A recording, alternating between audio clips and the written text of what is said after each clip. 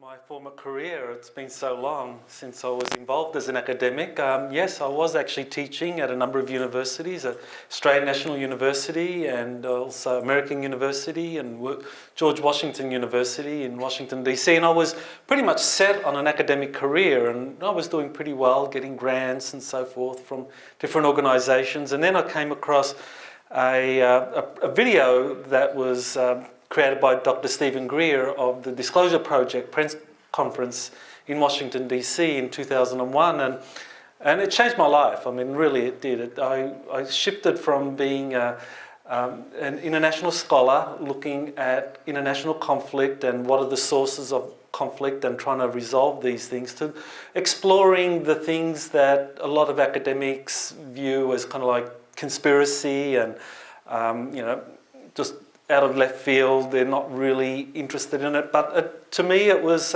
very compelling, and I have that happened in 2001, and by 2004 the university had kind of thrown me out of the system. I spat out of the system. I didn't fit in any longer. It's like I was now persona non grata, and I forged a career in exopolitics, and thankfully things are coming around now where all of a sudden this kind of material that I've been studying for the last, since 2001, is now starting to be taken seriously. And so it's very gratifying to see the change. And this morning I woke up with something that I thought was a joke, but then I realized that it wasn't a joke, it was very serious. I actually live in Hawaii, on the big island of Hawaii. And last time I was here with my wife, but she's now in Hawaii looking after the cat, and at 8:10 a.m. Hawaiian time, she and everyone else in the Hawaiian Islands with a smartphone got the following message. Extreme alert, 8:07 a.m. January 13, ballistic missile threat inbound to Hawaii. Seek immediate shelter. This is not a drill. Type extreme alert. Quite a shock. And for 20 minutes, I guess she was looking for shelter from a nuclear missile attack from wherever. So I don't know how you find shelter during a nuclear missile attack. Someone might know. And then 20 minutes later, the official kind of emergency alert system kind of went into gear saying, well, it was just a mistake. There's no nuclear attack, no ballistic missile incoming. And it's like, just a mistake. It's like, really? Just a mistake? I don't think it was a mistake. I think it was a warning, or a threat against the US military, against the national security system in the US, which is following a very different path to previous presidential administrations. And actually it does kind of lead into what I'm going to be finishing off today with, in terms of this present administration in the United States, and why it is that their policies could have precipitated this kind of warning, this kind of threat. I mean, Hawaii was attacked during the Second World War. Everyone knows about Pearl Harbor, and Hawaii really is a military garrison, and US Pacific Command is located there, and actually US Pacific Command oversees Antarctica. So that's based in Honolulu. So what may be happening, what is going on that could lead to this extraordinary threat against the Hawaiian Islands, and this present administration, what are they doing? So this is what I'm going to be leading into, but there's a lot of background that I'm going to fill in. We have, I think, 4 hours. We're going to have 2 hours. We're going to go till about 3, and then we'll have a half-hour break, and then I'll resume. So I'll try and leave about half an hour at the end for questions. Got about 120 slides to go through. But I think at the end of it all, you'll get a good idea of the history of Antarctica and how it is relevant to the whole idea of secret space programs, and why it may, in some way, may tie in to what happened this morning in Hawaii. So let's kind of start with the exploded planet hypothesis, which is a theory that was proposed by Dr. Thomas van Vlaanderen back in the early, I think it was the year 2000. And he basically was making the case, looking at all of the scientific data, that when you look at the asteroid belts, both the inner asteroid belt, the one between Jupiter and Mars, and the one out in the Kuiper belt, or Kuiper belt, that when you look at the various masses of the bodies and the trajectories and so forth, that as an astronomer, he basically calculated that there were former planets there. That the asteroid belts, inner and outer asteroid belts, are the debris from former planets that had catastrophic events. And so one of the things that he proposed was that the planet Mars actually was a moon of this exploded planet in the asteroid belt, in the inner asteroid belt.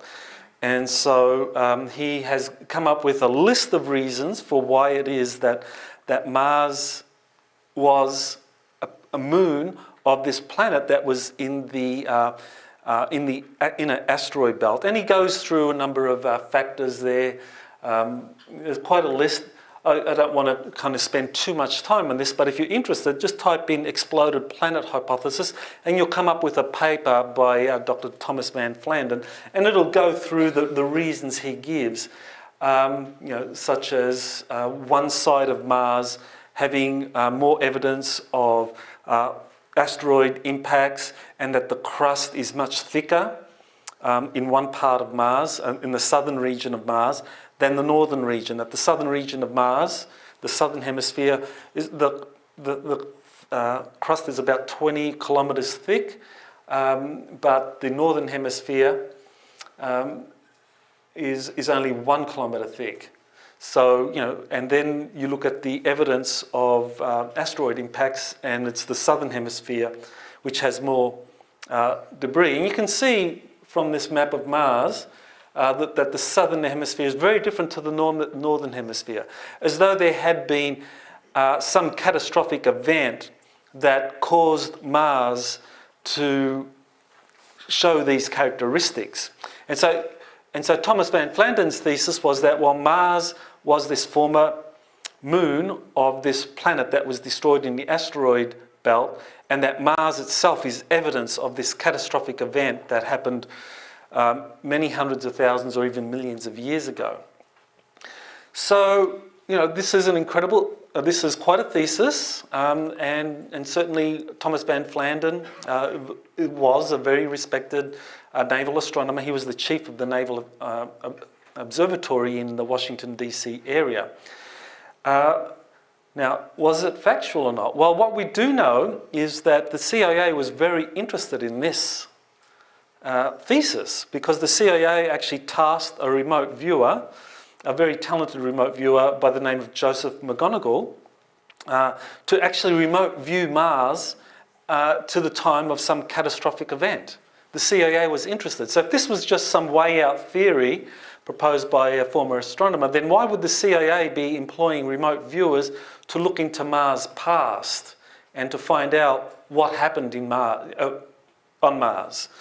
These are documents that were released from the CIA. They have a website, it's called CREST, or on their website they have an archive of FOIA documents that they call CREST, and that details various historic documents, FOIA documents that are of interest to the CIA, and this was one of them, that the CIA was interested in remote viewing of Mars in the ancient past and of the inhabitants of Mars.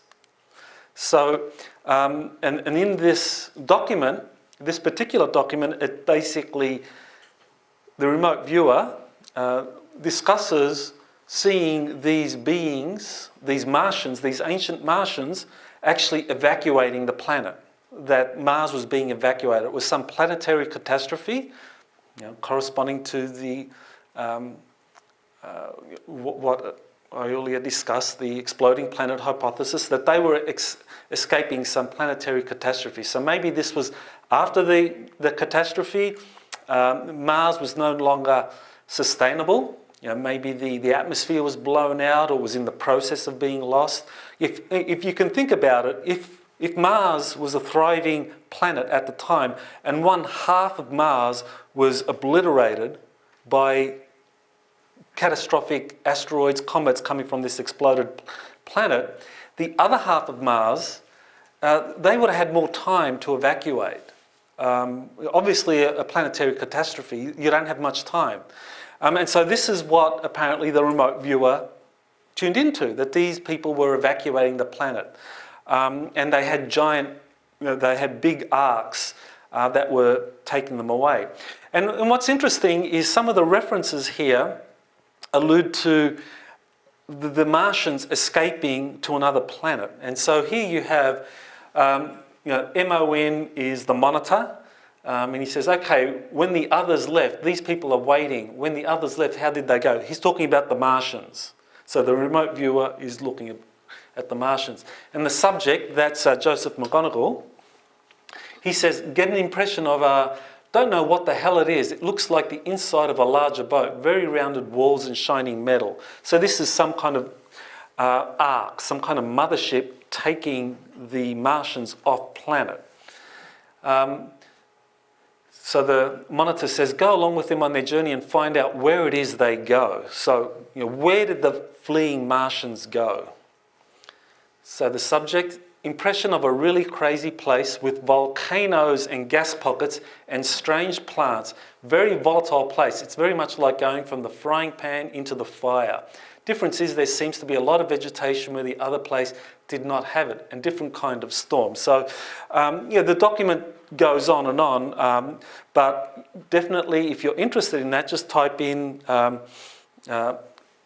CREST, CIA, remote viewing, and you'll see it, that document that's available by the CIA. So the CIA was very interested in remote viewing.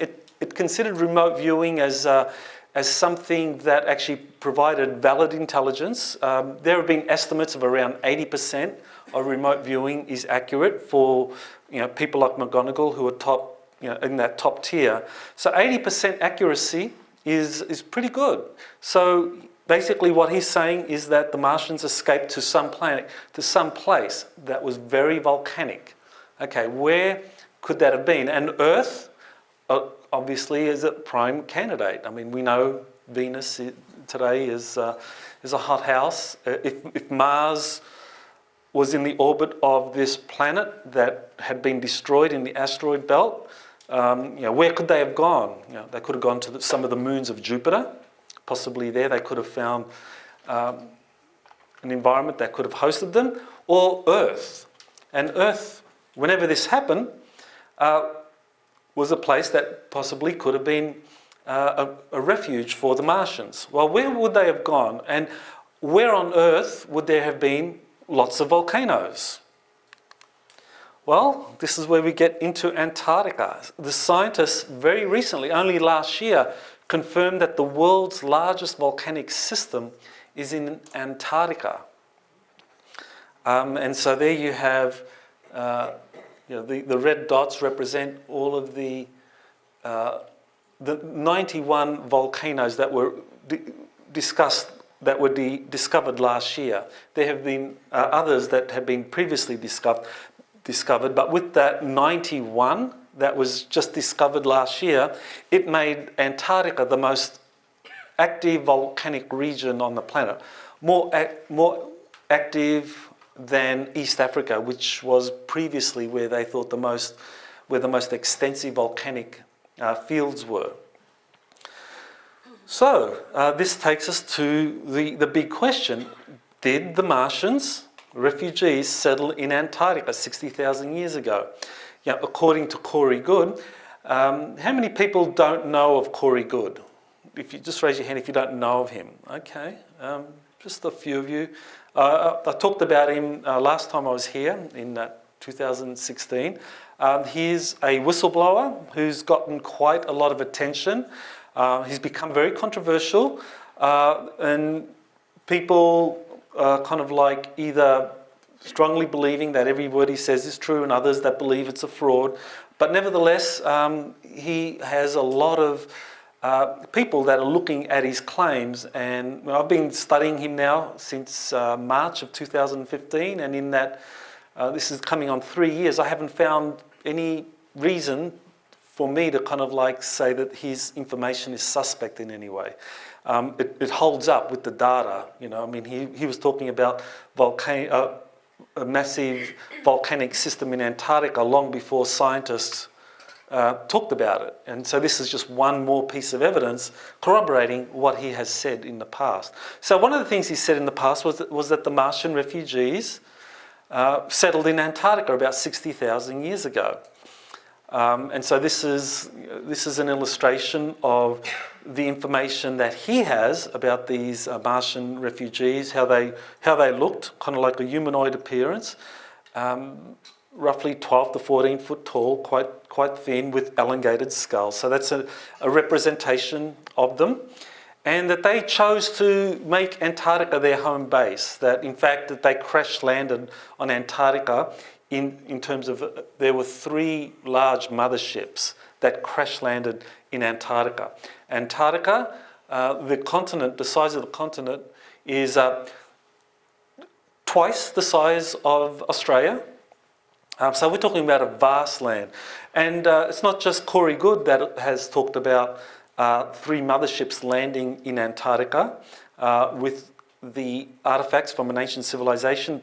Dr. Pete Peterson is another whistleblower who's talked about also being exposed to this information and also seeing this. That to date, Corey Goode and Pete Peterson are the only 2 people who say that they've actually travelled into the interior of Antarctica, that they've been taken there, and actually witnessed the artifacts of the debris from these motherships, the extraterrestrial civilization that's there. So definitely worth looking at their information to see how relevant it is.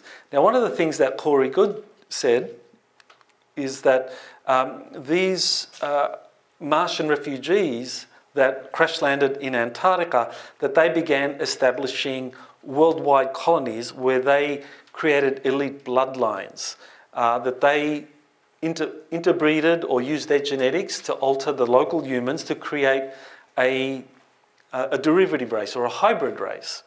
So, you know, in that previous picture on the left, on your left, that's one of the Martians, according to Goode, 12 to 14 foot tall, and on the right is one of the hybrids, roughly 8 foot tall, 9 foot tall, elongated skull. So is there evidence that this could have happened historically? Do we have any evidence of these these Martian refugees coming in, ruling over humanity, establishing colonies, and then establishing, after some period of time, hybrids in positions of authority over the rest of humanity? Is there evidence for this, historical evidence? If this is part of our hidden history, do we know of anyone talking about this? In fact, there is. There's quite a bit. We have Manetho, an ancient Greek, ancient historian, Egyptian historian, that talked about successive waves of rulers. He talked about the age of the gods, that there were the gods who behaved like gods. They were considered by ancient humans beings of divine origin, which is the source of the divine right of kings. That has been an idea that up until the 17th century was how humanity had organised itself. That the gods first ruled, and they lived for tens of thousands of years.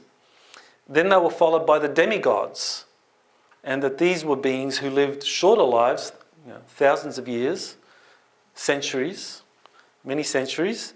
Then it talked about the spirits of the dead and the mortal kings who ruled Egypt down to Darius, king of the Persians. So basically you have Manetho, and the ancient Egyptians actually recognised that there was this lineage of gods down to demigods, and then down to humans. And you actually have a similar thing in the Sumerian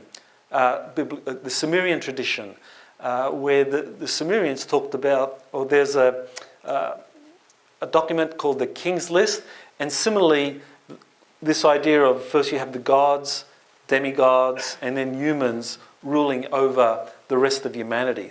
Well, if we replace the word gods by extraterrestrials and replace the word demigods by hybrids, what we have is essentially what Corey Goode was describing. First, you have your refugees, Martian refugees arriving, establishing colonies, and then you have your hybrids, and then you have humans. More evidence that this happened. In the book of Enoch, you have actually references to these extraterrestrials. Now, the book of Enoch refers to them as fallen angels. And the book of Enoch says, and the angels, the sons of heaven, saw them and desired them, talking about women, and they said to one another, come, let us choose for ourselves wives from the children of men, and let us beget for ourselves children. And they were in all 200, and they came down on the summit of Mount Hermon. So Mount Hermon is at the kind of corner of Syria and Palestine, Israel, and that it's obviously a mountain, and that these fallen angels, or Martian refugees, if you like, basically came down and began to interbreed with humans. They began genetic experiments. So the Bible talks about this, and these the hybrids were called the Nephilim, which basically means giants. And there are many, many references to giants in ancient scriptures. And so you have this same idea of some kind of extraterrestrial intervention and leading to different types of rulers. First the extraterrestrials, then the hybrids, and then the humans themselves, the rest of humanity. So, you know, where was the kind of hub of this civilization that was global, that was established by these refugees, by these extraterrestrials that were now living amongst humanity? Well, according to Corey Goode, he says that that was in Antarctica, but that 13,000 years ago, because of a catastrophic event called the pole shift, that Antarctica moved from being in a temperate place on the planet to where it currently is, in the South Pole. Now, it's historical fact that North America, 13,000 years ago, was covered by massive ice sheets. So it's quite possible that the North Pole was in North America, was in that area. And that's why North America was covered by these massive ice sheets, and that the South Pole was somewhere else other than where it currently is, in Antarctica. And that Antarctica itself was in a temperate region of the planet. Well, the pole shift theory, that was proposed by Charles Hapgood, and in his thesis was that the poles, kind of like the geographic poles, that they move, that they shift over certain periods of time. And his theory in the 1950s was actually supported by none other than Albert Einstein. And Albert Einstein wrote the foreword to his book, Path of the Pole, and Einstein said that this theory actually makes a lot of sense. There's a lot of data supporting it. So Einstein thought it was very plausible. And in Path of the Pole, he just kind of lays out the theory for the Earth's shifting crust. But one of the things that Charles Hapgood also did was he wrote another book called the Maps of the Ancient Sea Kings. And in that book, he talked about ancient maps like the Piri Reis map and the Orontius Phineus maps, ancient maps that dated from the 16th century, that referred to much older maps that showed Antarctica as ice-free. So this kind of these maps actually support this idea that at one point in its recent history, before this catastrophic pole shift 13,000 years ago, Antarctica was ice-free. It was somewhere out in a temperate region of the planet. And here you can see Australia was probably a lot closer to the South Pole. So that's the thesis of Charles Hapgood. Well, is there any evidence that Antarctica was this place that was once temperate, and that it was the base for the extraterrestrials or the extraterrestrial refugees that established worldwide colonies, and that this was their technological hub? According to Good, the basis for this worldwide extraterrestrial civilization, its hub was Antarctica. So now we get to this idea that Antarctica now is affected by this pole shift, and now there's a catastrophic shift, an event that moves Antarctica into its present location under the South Pole. So if it was a hub for an extraterrestrial colony that had established outposts all over the world, now all of a sudden its hub was located in Antarctica, or in the South Pole region, and so now you have massive ice sheets starting to form over what was once a thriving temperate land. So is there any evidence for this? Well, in fact, the Book of Enoch actually makes a reference to a place that appears to be Antarctica.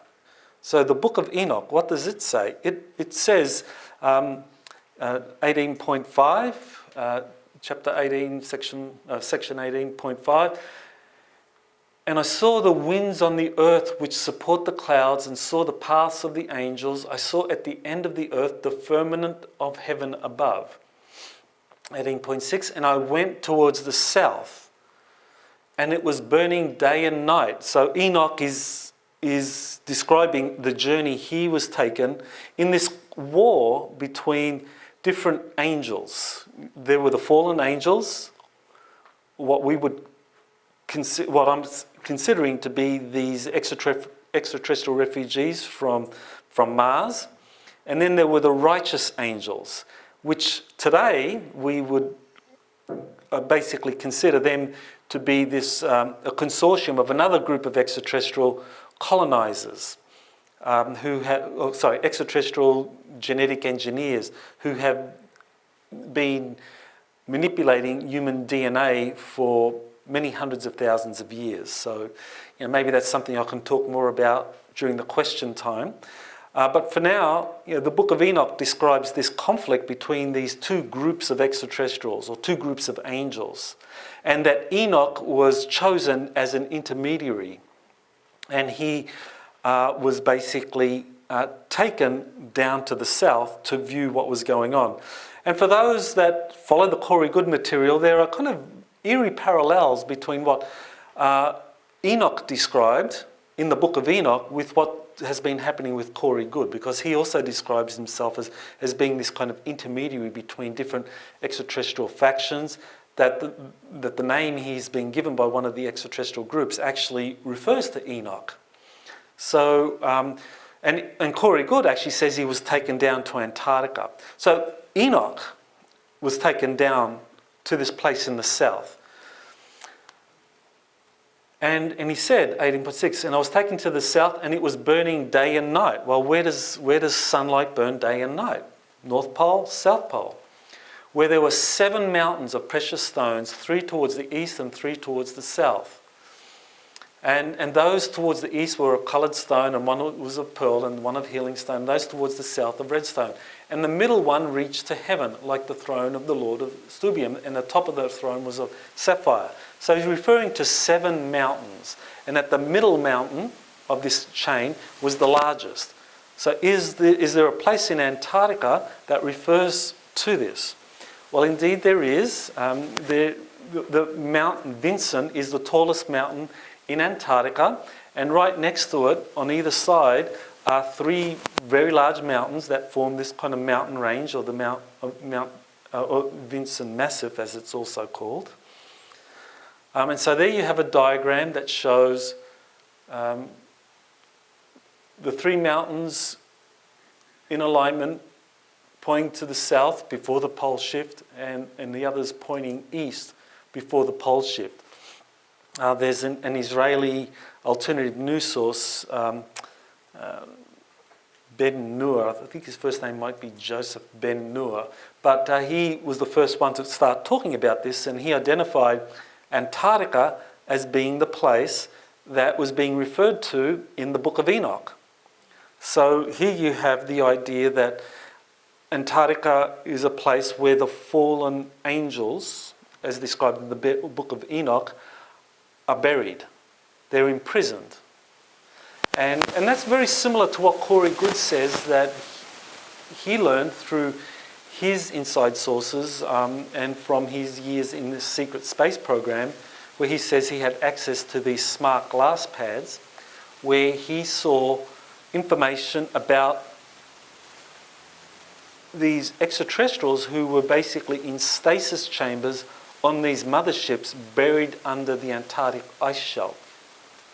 So that was what he says he saw, and so here you have some historic documents that corroborate that give this idea a possibility that it is real, that you can actually have under the Antarctic ice shelf massive extraterrestrial motherships with advanced technologies that were used at one time to establish a global civilization that were ruled by these beings, but that during a catastrophic Earth event, a pole shift, all of this technology was now buried under the Antarctic ice. So here you have a map that shows where Mount Vinson is in relationship to the rest of Antarctica.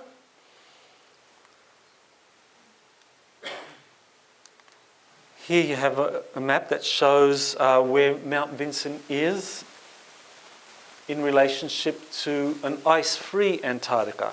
So prior to the pole shift, this worldwide extraterrestrial culture and the mountain range that is associated with it, you can see that it would have been accessible through ocean navigation, normal means. And that mountain range, which is now covered by ice, would have, especially if it was, had a lot of metal alloys, as the Book of Enoch described, pearl and sapphire and so forth, it would have looked quite impressive from the ocean, because it would have just been a massive mountain chain kind of coming out of the ocean, and you could have sailed right up. So this is quite possibly how this extraterrestrial outpost or refugee post could have been covered by ice. And now, of course, everything of interest is buried under the ice, whereas previously it would have been on land right next to this mountain range.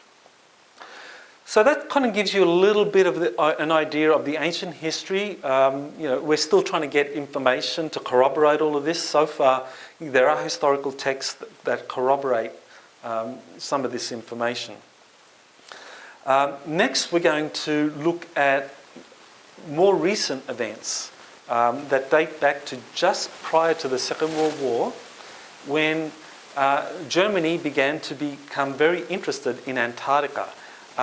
Nazi Germany, actually in 1936, actually developed a 4-year economic plan, and it referred to the colonization of Antarctica. Because in 1936, Germany hosted the Olympic Games. Nazi Germany was wanting to restore its former grandeur. Now, there was no possibility that it could retake its former colonies that it lost after the First World War. So where on earth could the Germans go to re-establish themselves as a great power and establish colonies? The most remote region on the planet, which was Antarctica. So in 1936, the Germans actually began a colonization plan for Antarctica.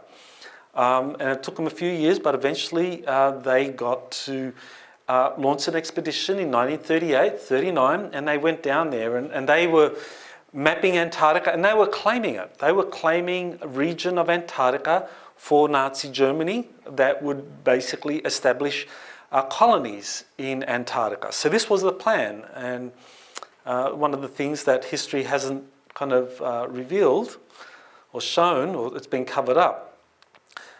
So that was the 1938 expedition, led by Captain Alfred Richter.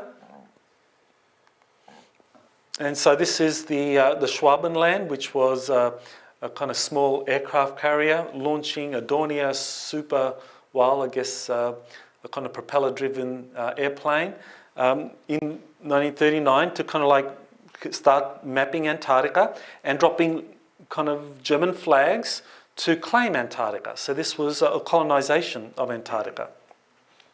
But it wasn't just launching planes and dropping flags over Antarctica. That was the extent of what the Germans were doing there. They were actively seeking suitable habitats for German colonists. So they were looking, and there were places that the Germans found ice-free areas in Antarctica. Today they're known as kind of desert oases. Typically they are in areas surrounded by mountains, large mountain ranges that prevent the ice sheet from going into these ice-free areas. So there are ice-free areas, and the Germans did discover these. And the Germans did discover large caverns in Antarctica. And that these were places that they could begin to establish colonies. Because what the Germans found out once they began to explore these large caverns, and this has only recently been acknowledged, was that many of these large caverns were thermally warmed. That they were warm enough to establish colonies, that they weren't frozen, they weren't inhospitable to life. You could go into these cavern systems and it was warm enough. 25 degrees Celsius is what has been recently discovered in terms of how warm some of these caverns were. So very large caverns were discovered. They were suitable, they were large enough and suitable for the Germans to begin establishing colonies. And some of these colonies, or some of these underground or under ice caverns could be reached through submarines. This was one of the things that the Germans were able to discover, that under the ice sheet there were waterways into the interior of Antarctica. So they used these different ways of establishing colonies in Antarctica using the natural cavern systems there that are thermally heated. And earlier on I mentioned the vast volcanic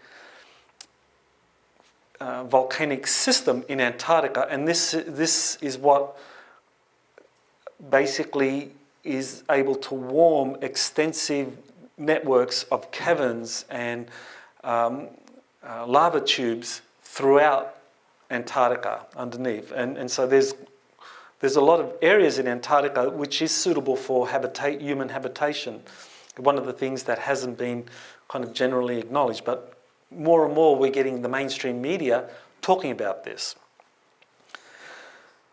So the next important thing to consider here is that the United States knew what the Germans were up to.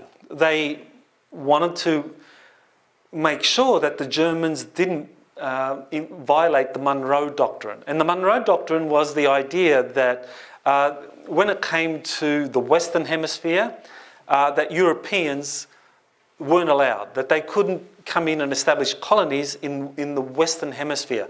And so the Western Hemisphere is traditionally seen to be North and South America, Central America. That's considered to be the Western Hemisphere, and that the United States has basically told Europe through the Monroe Doctrine, which was issued under President Monroe in the, when was it, the 19th century, that this was hands-off. So the United States wanted to make sure that when the Germans were establishing their colonies in Antarctica, that they weren't violating the Monroe Doctrine and going into the western regions of Antarctica, which was considered by the United States to be part of the Western Hemisphere. So here you have newspaper reports about Admiral Byrd, Richard Byrd, being ordered to go down to Antarctica and lead an expedition to find out where the Germans were establishing their colonies. Where were the Germans establishing their bases? This was what Admiral Byrd was given orders to do. So here you have a newspaper report from July 7, 1939, ordering Byrd for the summer, the Antarctic summer of 39 and 40, to go down to Antarctica. Now, of course, by September 1st, the Second World War had started. But nevertheless, Byrd did go down there. And the Nazi bases had been established in Queen Maud Land, which was in the eastern portion of Antarctica. So they weren't violating the Monroe Doctrine, so the Americans basically felt that they didn't have any reason to kind of interfere with what the Germans were doing in Queen Maud Land, which is here, the red marked area. And this up here is an atlas, and the atlas shows the kind of the area that the Germans were claiming. This was a map of Neuschwaben land that was, during the Second World War, highly confidential. This wasn't released to scholars. It was only after the Second World War that it was released, the Sudeten Atlas that was used by the German military. And so you can see that they have distinct meridians, and this meridian here going right through Neuschwaben land, that extends up to Europe, up to Germany. And so this is very important because it gives you the grid coordinates for how the Germans could navigate through, send their ships and submarines down to Antarctica and actually enter into, under the ice shelf, go into the Antarctic cavern system where they could establish bases. So, this shows you again where the region where the Germans had established their bases or had claimed them. And base 21 was under the Mollog-Hoffmann mountain range. So that was built around 1942-43.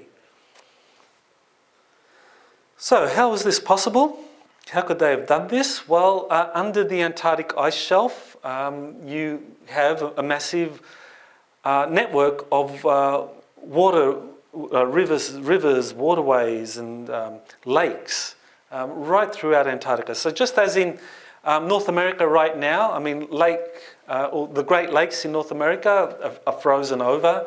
Niagara Falls, most recent news I got was that Niagara Falls had frozen. So that you get, this is the way waterways operate during extreme cold times. You get the surface freezing, and but underneath the water continues to flow. So the same thing happened in Antarctica. So when Antarctica was covered over by the ice sheets, when it was moved into the South Pole region, what once were extensive water systems, waterways, extending from the interior mountain ranges all the way down to the coastline, now all of a sudden these are under the ice shelf, but they're still navigable for submarines. And this is exactly how the Germans were able to navigate underneath the ice sheets. So here again you have Queen Maud Land, where the Germans had, and here you have the route, one of the routes that they could have taken. The blue regions under the Antarctic ice is below the ice,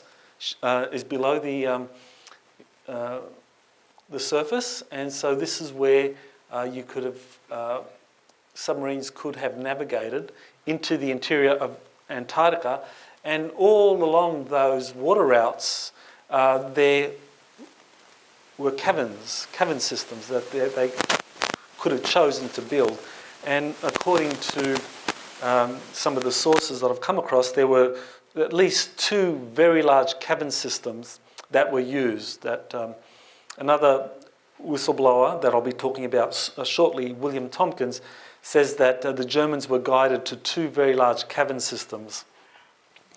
And I'll talk shortly about who was helping the Germans find these cavern systems. Here you have the instructions for German U-boat captains to navigate the ice sheets to navigate under the ice sheets.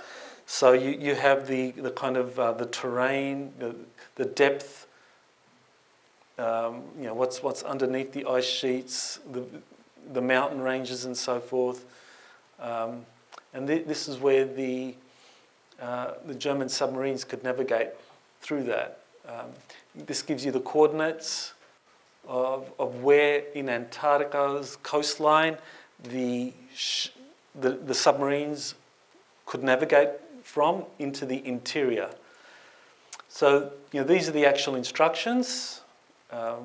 They've been translated, and that's how it looks. It basically tells us, or tells the German U-boat captains to first they have to go to the exact intersection of the 64th southern latitude and 1 degree eastern longitude to a depth of 400 meters. So this is right by the Queen Maud land that was claimed by the Germans, very close to that 0 meridian that the German Navy had decided. And that was the German Navy that was in charge of all of this. And it gives you the instructions for the U-boat captains to go down and find what they called a garter. That's what they called the bases that they had established under the Antarctic ice. And soon I'll talk more about a garter and who the Gartens were, that these were, that the Germans were actually being helped by multiple advanced cultures that had a presence in Antarctica to go down to Antarctica. So that's how they were able to find these bases in Antarctica. Now, according to William Tompkins, and just to kind of mention a little bit of background about Bill Tompkins, I have a book written that's about Bill Tompkins' testimony. It's called the US Navy's Secret Space Program. And Bill Tompkins, he worked for the US Navy from 1940, from 42 to 46 as a covert operative at Naval Air Station San Diego, where his job was to debrief Navy spies that had embedded themselves in Nazi Germany in the advanced aerospace programs to find out what the Germans were up to in terms of advanced aerospace programs. And so Tompkins' job was to be part of the debriefings of these Navy spies. He said there were nearly 30 of them, about 29. And that once he debriefed them, then his job was to put together briefing packets that he would take off to various scientific institutions, think tanks, military laboratories, anyone within the United States that was capable of understanding the kind of advanced technologies that the Germans were up to. And the US Navy was basically monitoring all of this and finding out what the Germans were doing. And that one of the things that the Navy spies were reporting about was that the Germans were taking these, were building out these very large bases in Antarctica and taking lots of personnel, lots of resources, using these very large submarines. And here he says, quote, they were telling us about he's talking about the Navy spies, they were telling us about the incredible things that we were learning about what Nazi Germany was doing with high technology vehicles and how their Navy had secretly developed 400 passenger submarines and was using them to take their advanced technology to Antarctica. So they were taking a lot of equipment, a lot of resources and a lot of personnel down to Antarctica to establish colonies. So to establish colonies, you don't just need hard-working men, you also need good-looking Sheilas, right? And the Nazi SS had a program where they recruited the best-looking Sheilas in Nazi Germany, or occupied Europe, and they actually sent them down to Antarctica. That this was this was the plan. They're establishing a colony. This was going to be the new future, that this was what Germany was going to pin its future on, this Antarctic colony, because of the harsh conditions, that this was going to like really push people to the limits. And out of those, once the limits were pushed, you would have the Aryan Superman emerging. So Antarctica was the breeding place for the Aryan Superman, or superwomen. And so they got lots of German breeding stock from occupied territories, including Ukrainians. So there were 10,000 Ukrainian women that were recruited for Antarctica. And so the ratio was, they would have like 4 to 1. So they had their Waffen SS soldiers that would go down there, and that there would be a breeding program to basically build a kind of these warriors, these Aryan super soldiers down in Antarctica. So this is where the first super soldier program began in Antarctica. And that the Nazi SS played a role in all of this, because they actually were mapping genetics. I mean, they were breeding people based on genetics, and they were trying to breed this super Aryan. And this was a legitimate program, or a program that was officially underway in Nazi Germany. There were also lots of missing scientists and U-boats at the end of the World War II, which showed that that this kind of massive program was underway, that just large numbers of people were missing. 54 U-boats, 6,000 technicians and scientists were missing from Germany. The SS technical branch especially, this was kind of like the equivalent of America's Area 51, maybe Pine Gap in Australia. I don't know where they build the Australian Flying Saucer Fleet. Talked a little bit about that last time, but definitely the Germans had their own Area 51, and that was run by the Nazi SS. They also used slave labour. Unfortunately, the Germans, the Nazis, arrived at the conclusion that the best way of maintaining secrecy was to use slave labour. That when you used ordinary labour, normal German workers or people that had been recruited, that this led to operational failures or security failures, which is why the building of the V1 and V2 rockets shifted from the War Armaments Ministry under Albert Speer during World War II, from Peenemünde down to the Harz Mountains, which was now under the Nazi SS, because the Nazi SS said, no, German workers, you're going to have lapses in security, slave labour, they're all expendable, we'll keep the secrets. And that's one of the unfortunate legacies of this German colonisation program in Antarctica, was that they perpetuated slave labour down there. 40,000 slave labourers and 140 to 250,000 German citizens that were taken down there. So, you know, could the Germans have pulled this off? Could they have built large cavern systems in Antarctica? Well, we do know as a historical fact that the Germans did actually succeed in building vast underground complexes in Nazi Germany to escape the Allied bomber raids. That, you know, during this, at the height of the Second World War, there were like 1,000 bombers flying over Germany, bombing all their industrial infrastructure. So the Germans realised that if they were to continue the war effort, that they had to build underground, and they became experts in it. So here's one entrance to the Mittelwurz in Nordhausen, which is where the V rockets were built. That's in the Harz Mountain range. And they had a vast underground complex where they had accommodation for slave labourers, the industrial laboratories, building plants, a railway system to ship the V1, V2 rockets to railroads, taking them to wherever it was that they were going to be launched. So this was vast. So it hosted all of the workers, the scientists, the security. And this was all led by a Nazi SS general by the name of Hans Kammler. And just down the very bottom here, you can see Kammler. This is an Intelligence Objectives Committee report, so it's an official document that acknowledges that the underground facilities in Nazi Germany had been taken out of the hands of Albert Speer, who was in charge of the armaments ministry in Nazi Germany, and transferred into the hands of the Nazi SS, and the SS had appointed this general, Lieutenant General Kammler. So it says here,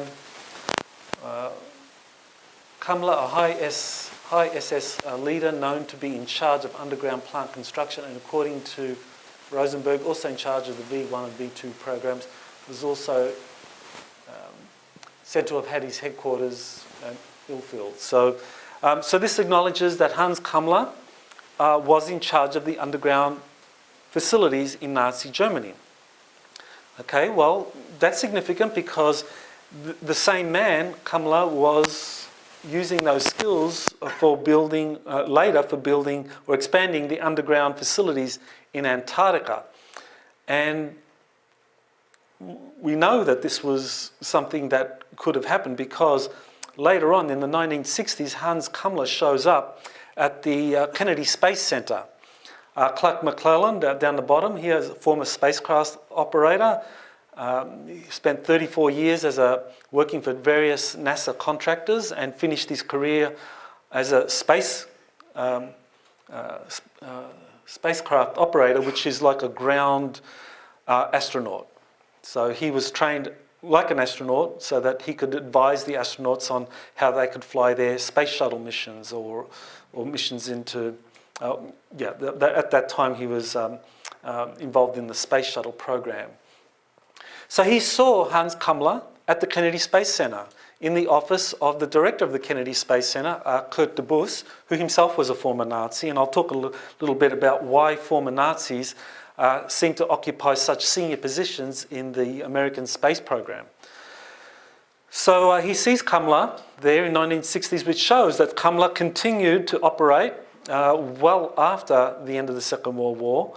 That if they had these massive underground construction programs in Antarctica, that Kammler would very likely have been involved. And in the 1960s, that the United States somehow had reached an accommodation with these Nazis in Antarctica.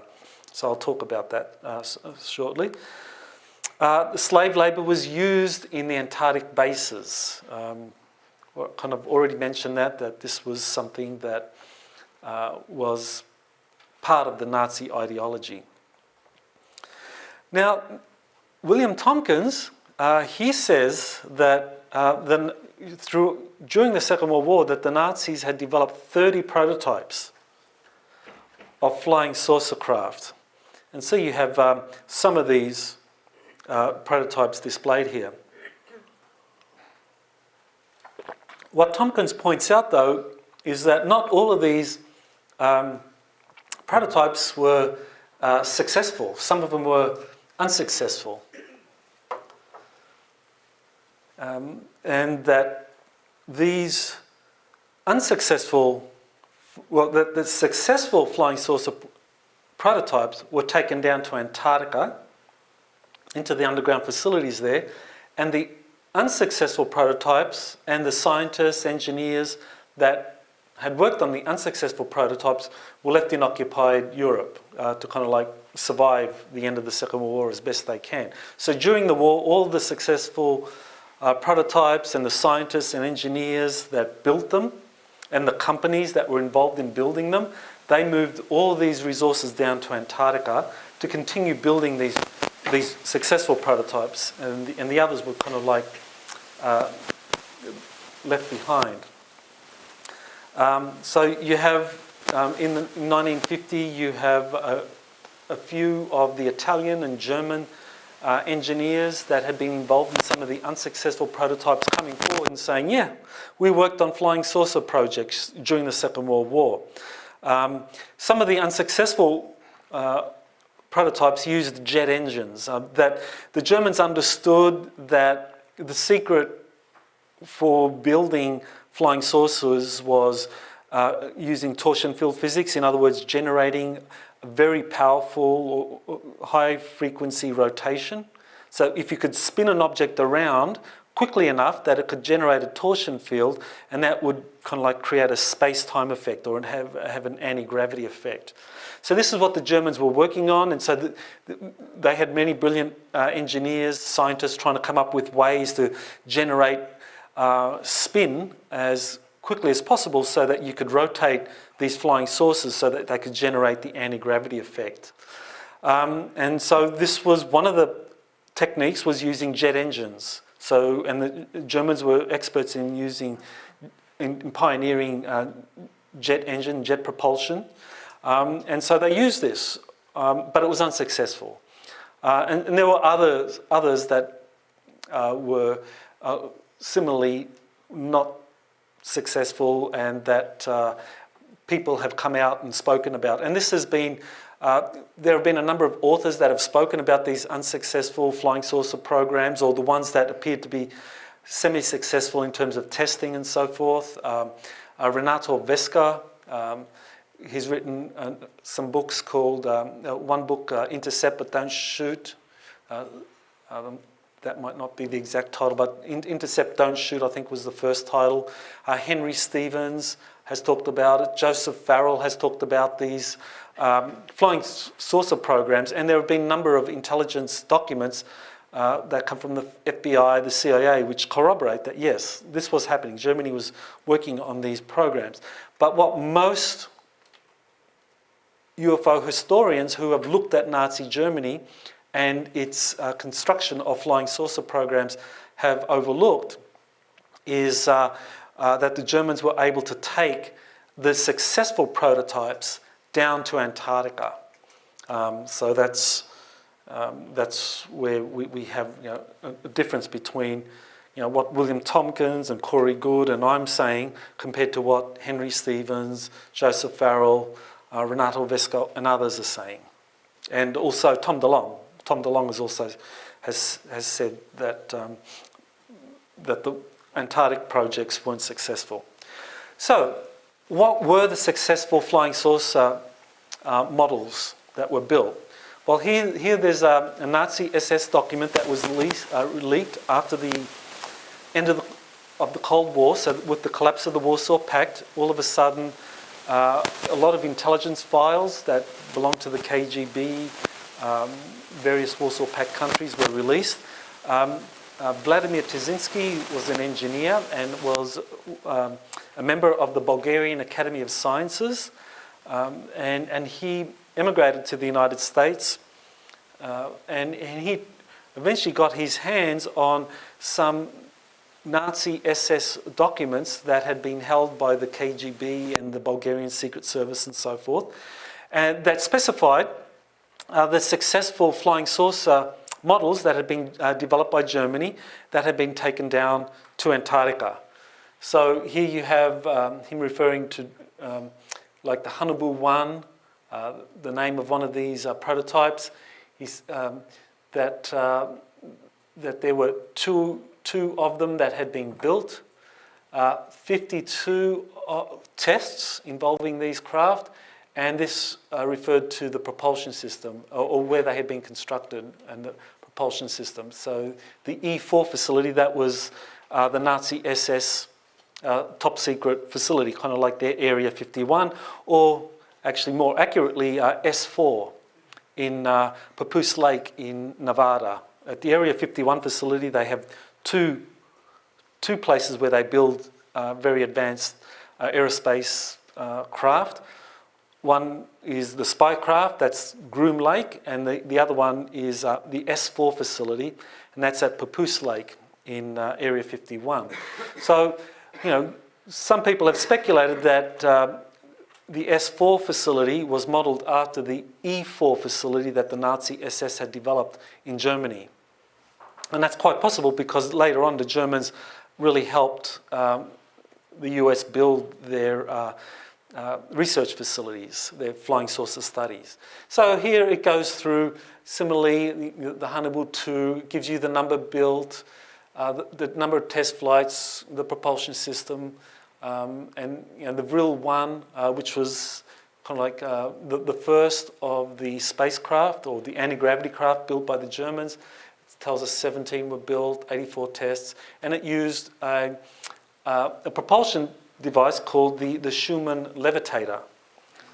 So who was Schumann, and what was the Schumann levitator? Well, Winifred Schumann was a professor from the University of Munich, and he was one of the German scientists taken to Wright-Patterson airfield immediately after the Second World War, because his expertise was in high-energy plasma and torsion field physics, and he's on the list of scientists that were asked, or that were taken to Wright-Patterson Air Force Base in Dayton, Ohio, immediately after the Second World War, to help the Air Force start developing its own flying saucer program. So Schumann built the first Schumann levitators for the Vril Society in 1922. So this stuff goes back to the early 1920s, that the Germans were working on these kind of flying saucer programs. And what's important here is to keep in mind that 1922, that was during the Weimar Republic. And Germany at that time was the very, very different to Nazi Germany. The Weimar Republic was probably the most open and most progressive nation on the planet in terms of its openness to new ideas and initiatives. And so this is where there were a lot of efforts to build a civilian space program. That's the very first civilian space program emerged in Weimar Republic during the 1920s, and that was led by a number of German secret societies that believed that this was possible. So the Schumann levitator was based on the idea of electrogravitics. 1928, the first patent by Thomas Townsend Brown basically proposed how electrogravitics represented a new force that kind of defied Newtonian physics. Newtonian physics is based on the idea of for every force there's an equal and opposite reaction, a third law of motion, and so if you want to propel something forward, you have to have an equal force. If you want something to go forward, you need to propel something in the opposite direction. So that way you maintain Newton's laws of motion. And so this was something that defied that, because there was nothing being expelled behind the craft. That Thomas Townsend Brown realized that once you have a very high electrostatic charge or differential between the positive side and the negative side, there was a thrust. So this was a force that was not something that appeared to obey Newton's laws of motion. And so this was electrogravitics, and this was something Thomas Townsend Brown proposed, but the Germans took up this idea very, very seriously. So the Vril Society used the Schumann levitators to build their very first prototypes in the 1920s. And by the end of the 1930s, when the Nazis came into power, they came into power in 1933, they took it all over. So the civilian space program that these German secret societies were sponsoring and supporting was now all kind of like incorporated or taken over by the Nazi SS. And so there was a kind of a power struggle, if you like, between the Nazis and the German secret societies in terms of who had ultimate control over these advanced technologies. And that was something that continued right up till the very end, and in Antarctica, because the people in charge of Antarctica, the German operations in Antarctica, weren't the Nazis. It was the German Navy and German secret societies, because these were the groups that began the programs in the 1920s. And that they were ardent German nationalists, but they weren't Nazi ideologues, and there's a big difference. The Nazis were racists. The German secret societies were nationalists. So they you know, they just wanted to basically ensure that Germany would become a great power and work alongside other great nations in some sort of fraternity.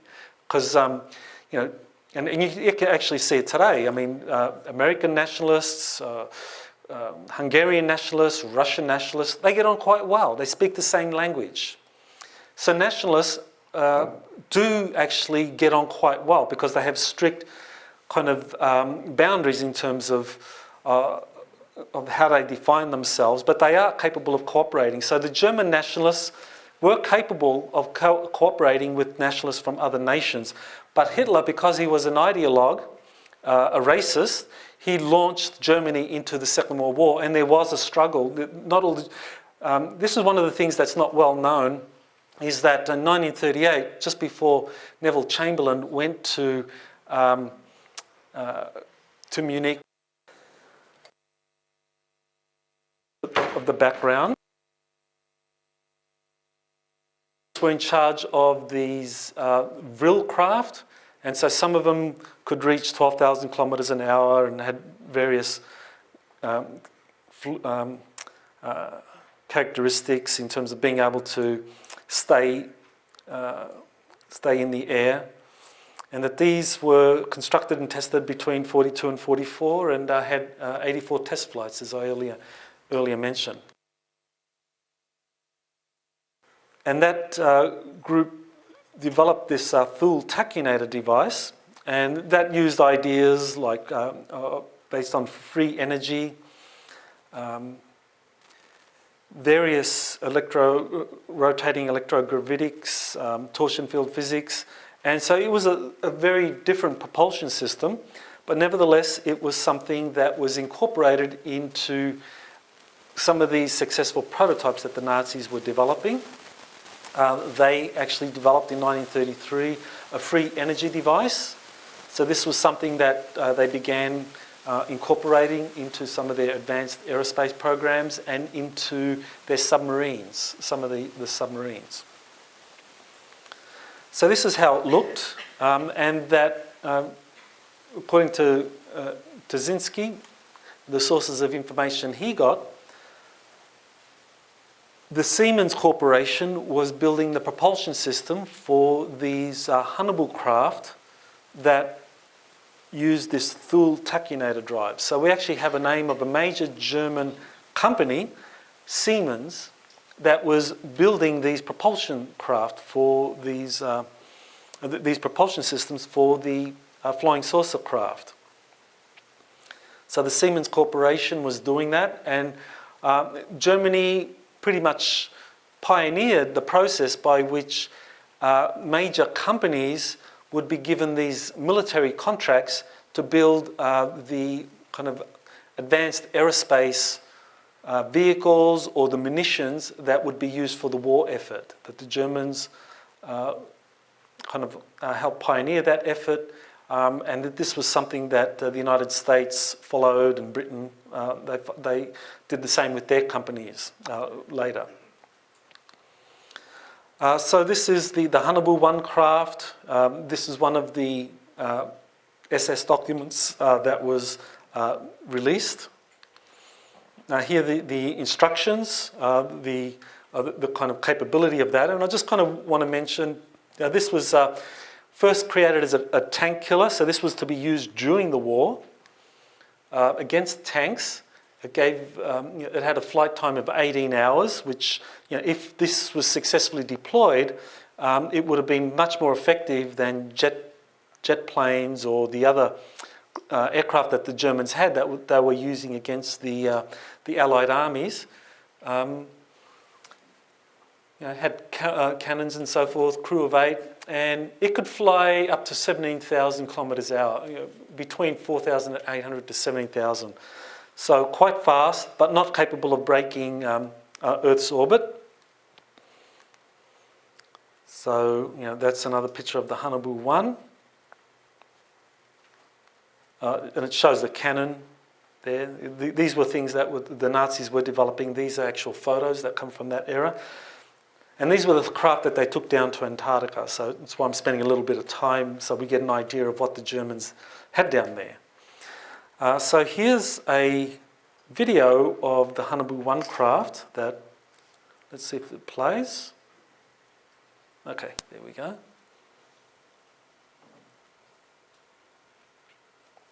So this is allegedly a photo of a genuine Hanabu test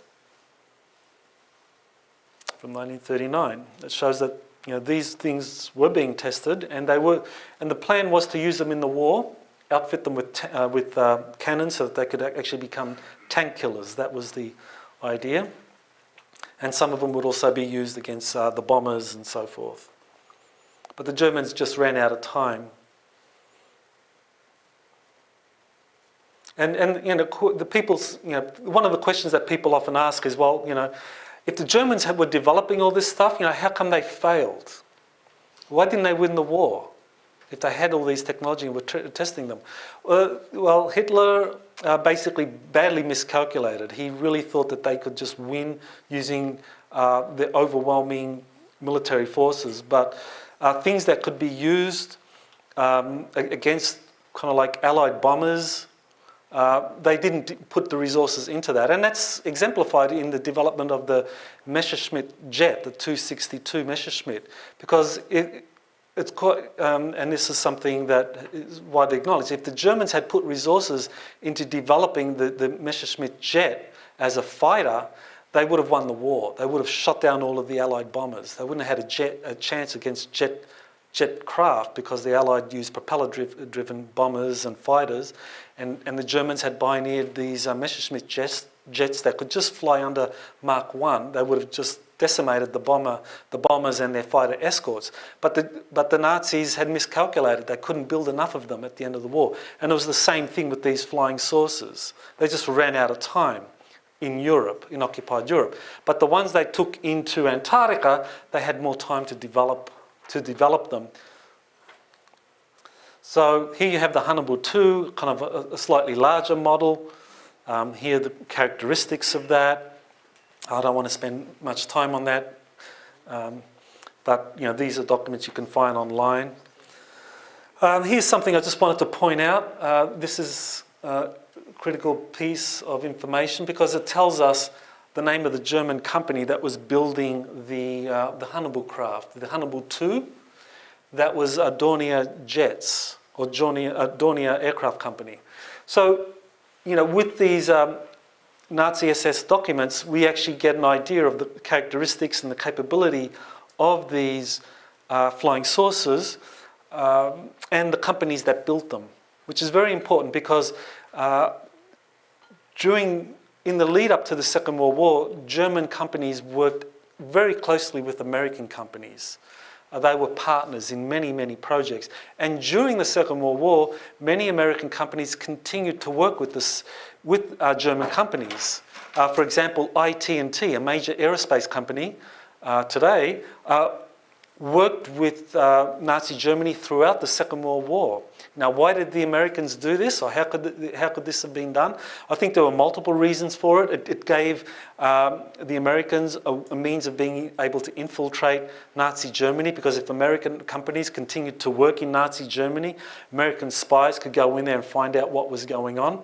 And these American companies were given exemptions by President Roosevelt.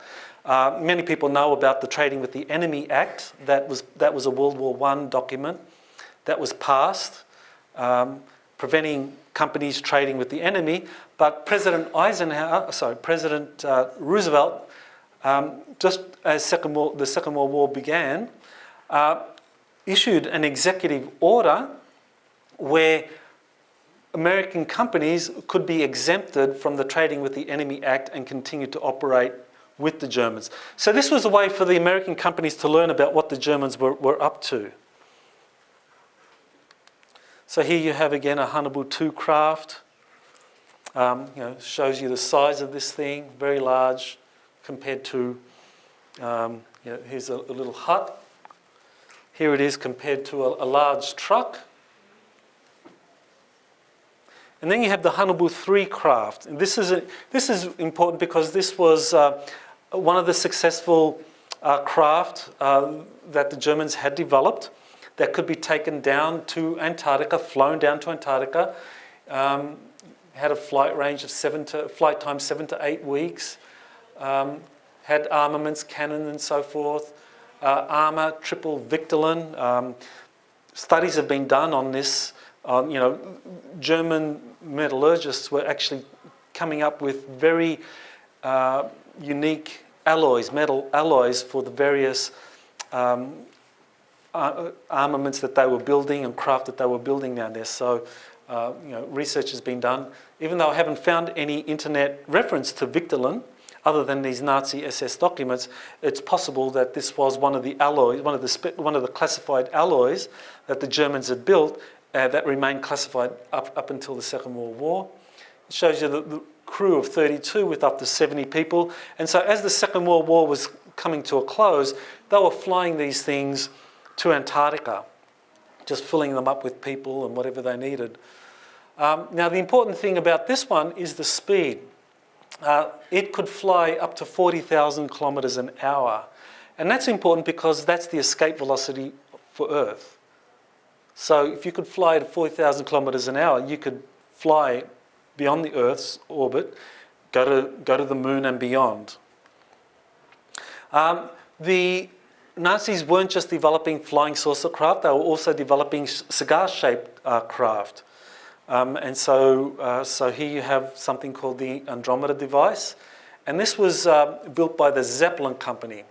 And the Zeppelin company had partnered with the Goodyear company to build the world's first flying aircraft carriers in 1931. How many people knew that in 1931 the United States had flying aircraft carriers? Just raise your hands. Okay.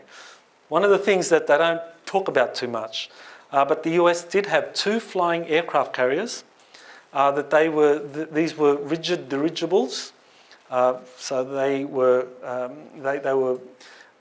filled with helium gas and kind of conventional propulsion systems, and aircraft could fly up to these to the USS Akron and Macron, and there was a special grappling system that they could hoist them into the craft or release them.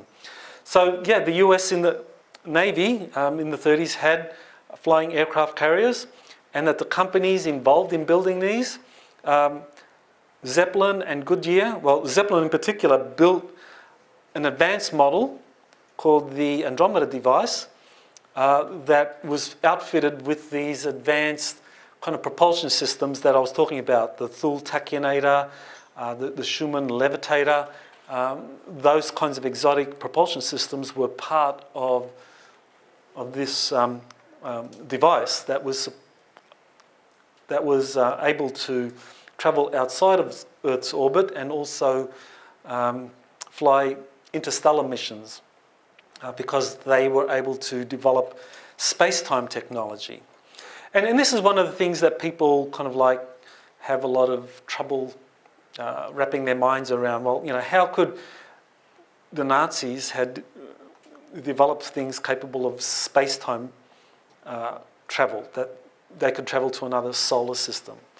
That this is where it gets into these kinds of technologies where if you have torsion field physics, that space-time is impacted. So if you get something spinning, if you spin plasma around quickly enough, that you can bend space-time.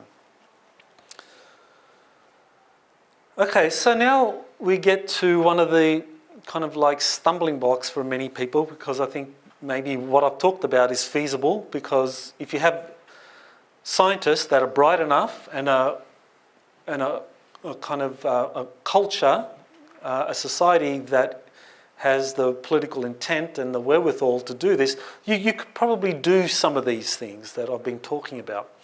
Well, the next thing comes from William Tompkins, and this is one of the things that he says that the US Navy was learning about from these debriefings of the Navy spies.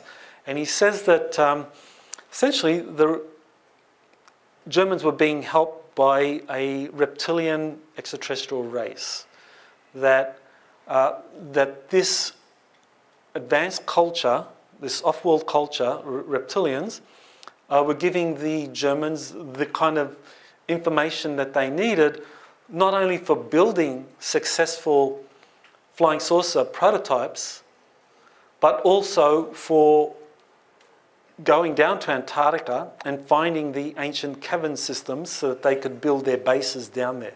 Apparently, according to Tompkins, this is what the reptilians were telling the Germans. And Bill Tompkins, he passed away in August of last year. Very unfortunate. He was 94, so could have just been natural causes. So he passed away, but he said that when the Navy spies were coming in to Naval Air Station San Diego, telling everyone what was going on, he said that that the Navy captains and the Admiral at first didn't believe it. They didn't believe a lot of this stuff. They thought it was disinformation. The Germans were very good at disinformation. But there were 29 spies, and they were coming back with kind of variations on the same theme. You know, the Germans were building flying saucers, multiple prototypes, and that they were being helped by different groups of extraterrestrials, and one of them was a reptilian race, and that they had actually reached an agreement with Hitler. So that by the end of the day, the Navy spies were providing a lot of information that the Admiral running the program believed was very plausible, quite credible. And his name was Admiral Rick Borda. And by the way, he was an Australian. I think one of the very few Australians that have become admirals in the US Navy, actually born in Melbourne in 1891 and joined the US Navy, I think it was 1919, and by the 1930s by the early 1940s had become an admiral in the US Navy. So he was part of the debriefings of these Navy spies who were saying that this was going on in Germany. So what was happening? The Germans apparently set up a space command in Antarctica, and so this, according to Vladimir Terzinsky, is their command and control operations in Antarctica, and that they were running operations into outer space. That the first man on the moon was not Neil Armstrong, was, according to Terzinsky, it was this man, Werner Heisenberg, who led the first successful moon landing in 1943. I mean, there's a rewriting of history that's going to be happening here if any of this turns out to be real, because this is, a fundamental thing to consider, that if Germany did successfully build a space program in Antarctica that was able to send these craft into outer space and go to the moon and to Mars, then our history is going to have to be rewritten. So, according to these files, the Germans led their first expedition to Mars in 1945. And this is something Corey Goode and Bill Tompkins have also said that they came across that information. So Terzinsky was the first one to start talking about that in 1991. He was giving lectures in the United States. So yeah, that's kind of quite a big leap, but this is what we're being told has been happening. So if you have a space program in Antarctica, how do you fund that? Do you do a lottery? I mean, you set up casinos, do lotteries, fund the German space program in Antarctica. Well, it's one way, but it'd take you a lot of lotteries to get the money to build a space program, and without having the major powers run down there to find out what you're up to. So how do you do it? Well, you set up a secret funding system. And just prior to the Second World War, actually after the Battle of Stalingrad and after the Normandy invasion, it was quite clear that Nazi Germany was going to lose the war. And so the German industrialists began looking at ways to move lots of capital out of Nazi Germany. And in August of 1944, the Nazi SS, along with Martin Bormann, who was the Vice Führer, the Deputy Führer, okayed the movement of capital and resources out of Nazi Germany. Prior to August 1944, it was an offence. You know, you could be punished. You know, you could be accused of treason if you moved resources or funds out of Germany during the war. But now the green light had been given, and they told all the major industrialists, move as much capital, as much resources as you can to neutral countries, to friendly countries, friendly corporations. You know, basically use whatever networks you have to move all of these resources out of Germany, because the effort to establish a 1,000-year Reich through military means was a failure. We will now do it through covert economic means. And this is a document that basically supports exactly that the Germans, prior to the defeat, actually set in place a massive movement of capital. It was called Operation Eagle Flight, to move massive amounts of capital prior to the defeat, so that after the war they could use that capital not only to rebuild Germany, but also to create a Fourth Reich, which would be established through covert economic means. And so that was how they could fund the German program in Antarctica. Now, who was down there? Who was down there in Antarctica? Who was building the flying saucers and the munitions and the special metal alloys for the craft down in Antarctica? These are amongst the German companies that were involved in building various components for the successful flying saucers that went down to Antarctica. I mentioned Dornier earlier, that built the Hannibal II. These other companies, Messerschmitt, they were also involved in building various components for the successful flying saucers that had been taken down to Antarctica. The Siemens Corporation, AEG, they were building the propulsion systems. Zeppelin was building the very large cigar-shaped craft down there. IG Farben was building the weapons system, the laser cannons that the Germans were working on. The first laser technology was developed in Nazi Germany in the 1940s by IG Farben. Röchling was also involved. Krupp, these were building the special alloys. These were kind of steel companies, major steel companies, building the various alloys, the Victorlin, for the craft. So, you know, you can't just build flying saucers in Antarctica in these massive caverns that the Nazi SS or the German secret societies had built down there. You needed to have the industrial know-how. You needed to have people who knew how to build things. And these were the companies that knew how to build the successful flying saucer craft. And all of these companies, prior to the Second World War, collaborated to various extents with US companies. So the foundation was laid so that after the Second World War, after an agreement had been reached, that German companies that were building these things in Antarctica, using whatever resources they could get from Operation Eagle Flight, it could eventually be complemented or increased dramatically with American technologies and companies coming in. And that's exactly what happened. We have Jim Mars wrote a book, The Rise of the Fourth Reich, that showed how the Germans set up this massive kind of economic program to build a Fourth Reich using economic means. So that's something that he discussed at length in the book.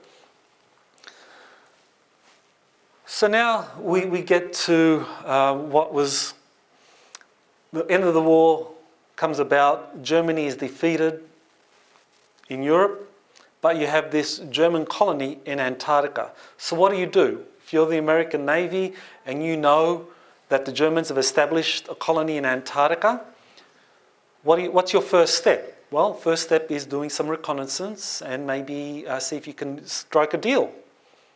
struck a deal with the Germans in Antarctica because deals had been struck with the Germans, Nazi Germany. At the end of the Second World War, there was a common desire to defend against communism. Soviet communism was seen as a great threat now with the end of the Second World War. And the Nazi SS and many German commanders did negotiate with the CIA, with the American military, wherever possible. And so negotiations happened and deals were struck. And so you had Operation Paperclip, and a lot of resources were moved to the United States. So the American Navy, the US National Security apparatus thought that the same thing could happen in Antarctica. And so they sent their special negotiator down there. And this was Admiral Byrd. Admiral Richard Byrd, who was well known to the Germans in Antarctica because Admiral Byrd actually was invited to Berlin in 1938 to kick off the German Antarctic expedition from 1938-39. The Germans had great respect for Admiral Byrd because he was a polar explorer, had been to the Arctic regions and to Antarctica, so they had great respect for him. And so Byrd went down there as the emissary for the US military to see if a deal could be struck with the Germans in Antarctica.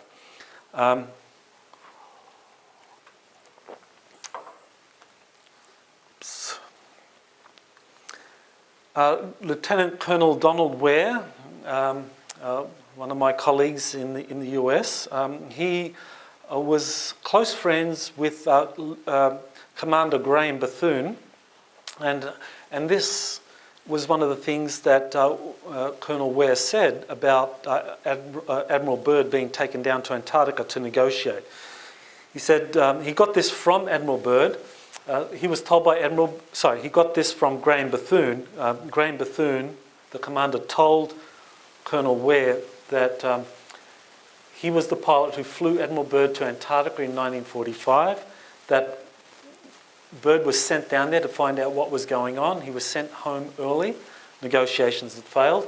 But I think Byrd was able to negotiate US scientists joining the German scientists in their underground base working on advanced technology. So the Germans wanted to begin the process of collaborating with the United States and opened the door to American scientists coming in, but still I think that the Germans down there calculated that they wanted to negotiate from a position of strength rather than weakness. And so they needed a little bit more time to perfect their flying saucer technologies to welcome the Americans when they came up, when they showed up in force. And that's what happened the next year. Operation High Jump, the flagship was the USS Philippine Sea. It had a number of aircraft there. And it's kind of funny the way in which history describes Operation High Jump. It was a scientific mission with 3,800 Navy personnel, Marines, jet fighters, tanks even, that was sent on a science mission without scientists. It's kind of like funny how that works out. It's like, what was their real mission down there?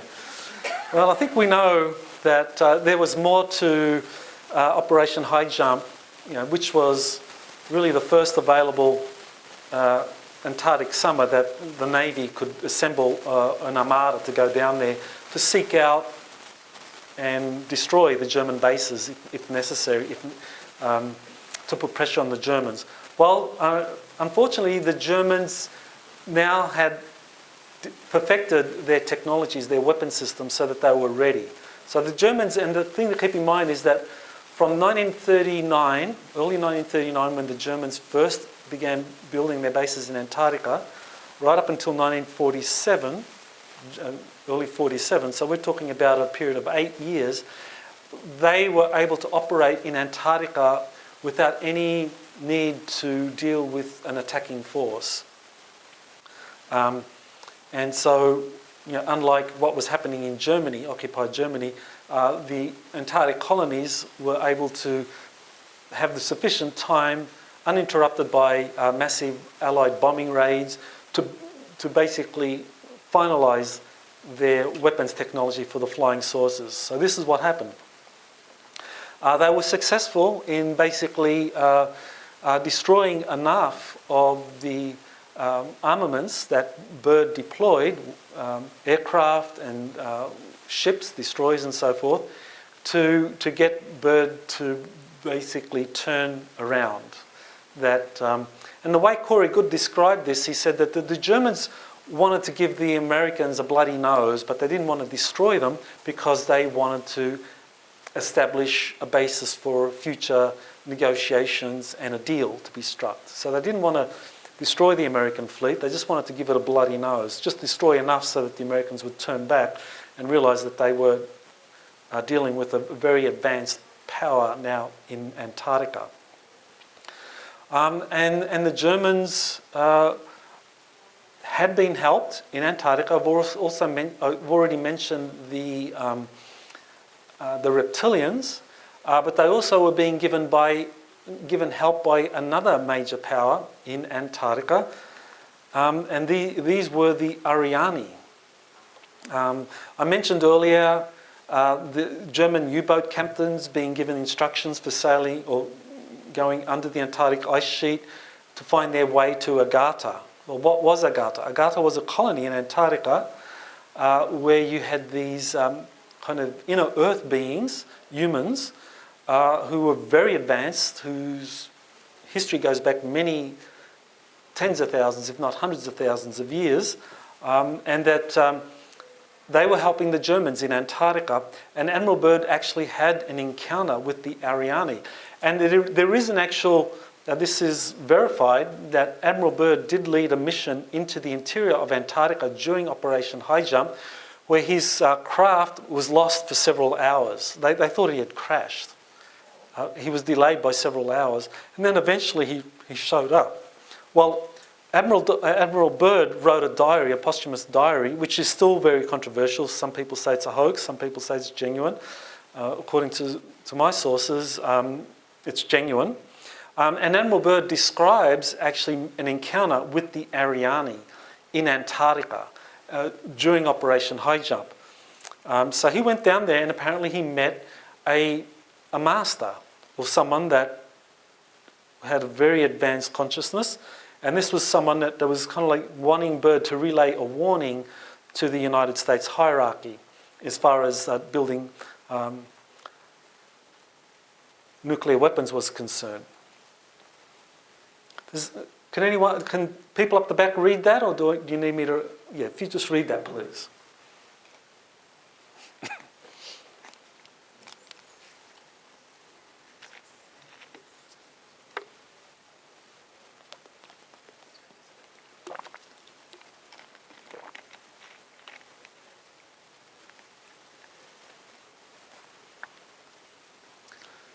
So Agartha is kind of like a network of these underground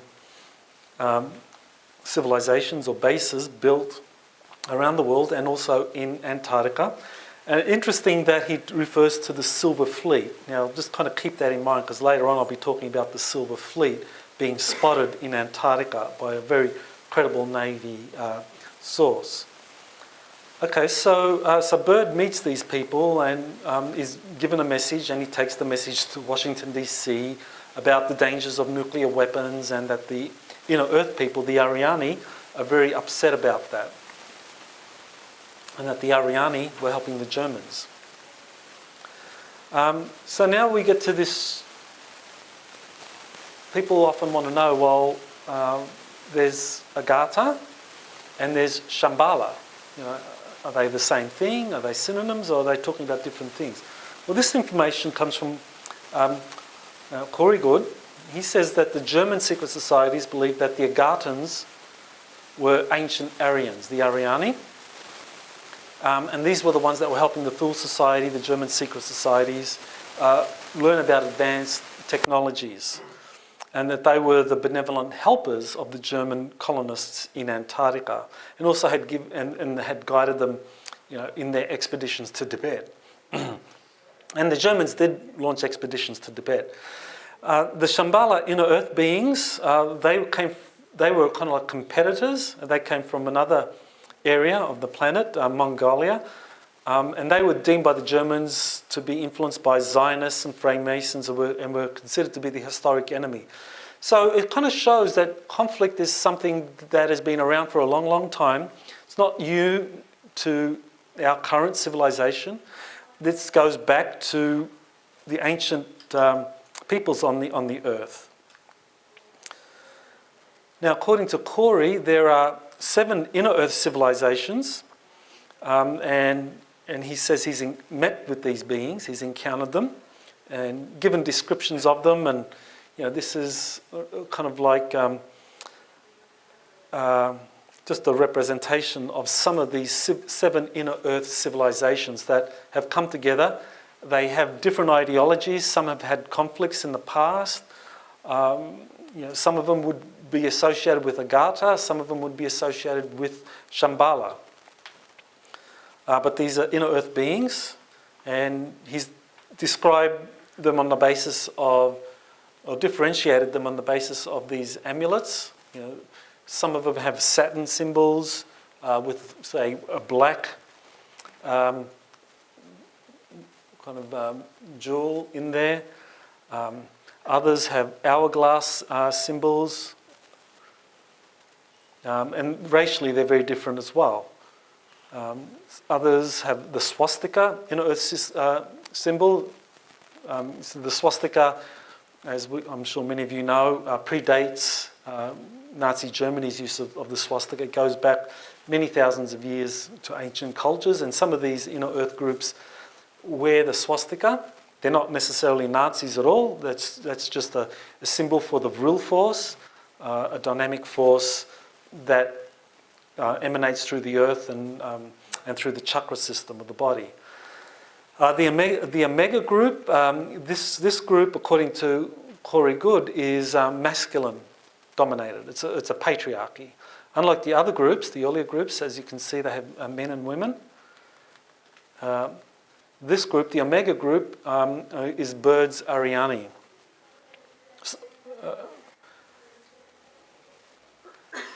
So, immediately after Bird had his encounter with the Ariani, he goes down to Chile and he gives an interview.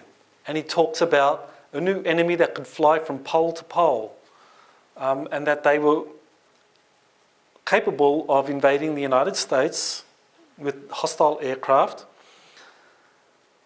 And he said that in the event of a new war, that America's going to have to deal with aircraft flying in from one or both poles. So, obviously, the North Pole would have been a route for the Soviet Union, but as far as I know, the Penguin aircraft fleet still hasn't been developed yet. The Penguins haven't reached that level of technological advancement. So, there's someone else down there capable of launching aircraft fleets against the United States. And so that takes us to the dawn of the UFO era in the United States, when all of a sudden many craft began to be sighted in the United States. And so maybe this is a good place for me to pause for the break. I think we're going to have a half-hour break now. And then we'll come back and I will just continue with the second half of the lecture.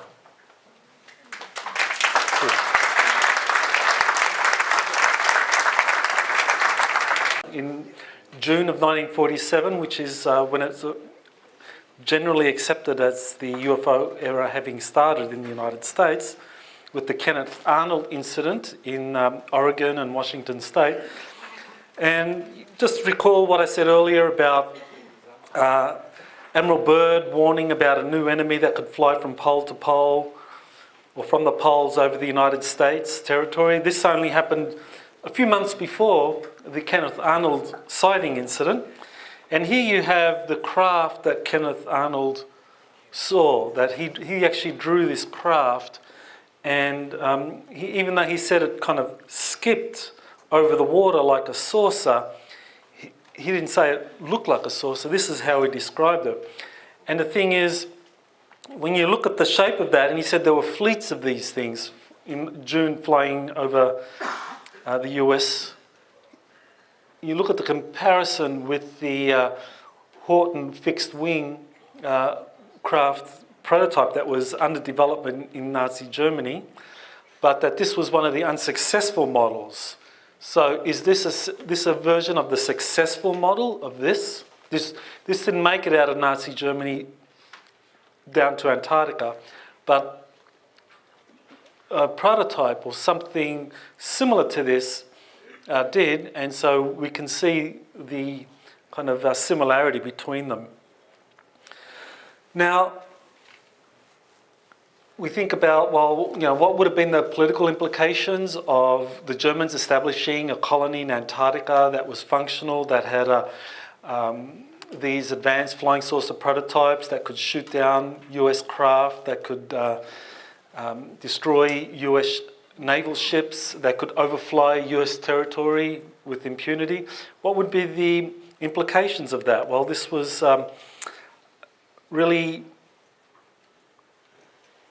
a means of negotiating deals with the American government. And Curta kind of summarises this quite well.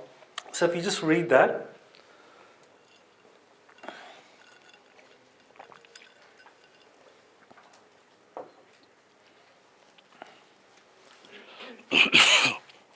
So the Germans in Antarctica and the United States under President Truman at the time both had something that the other side desperately wanted. The Americans needed the kind of technological know-how of the Germans in terms of, well, how do these flying saucer craft operate?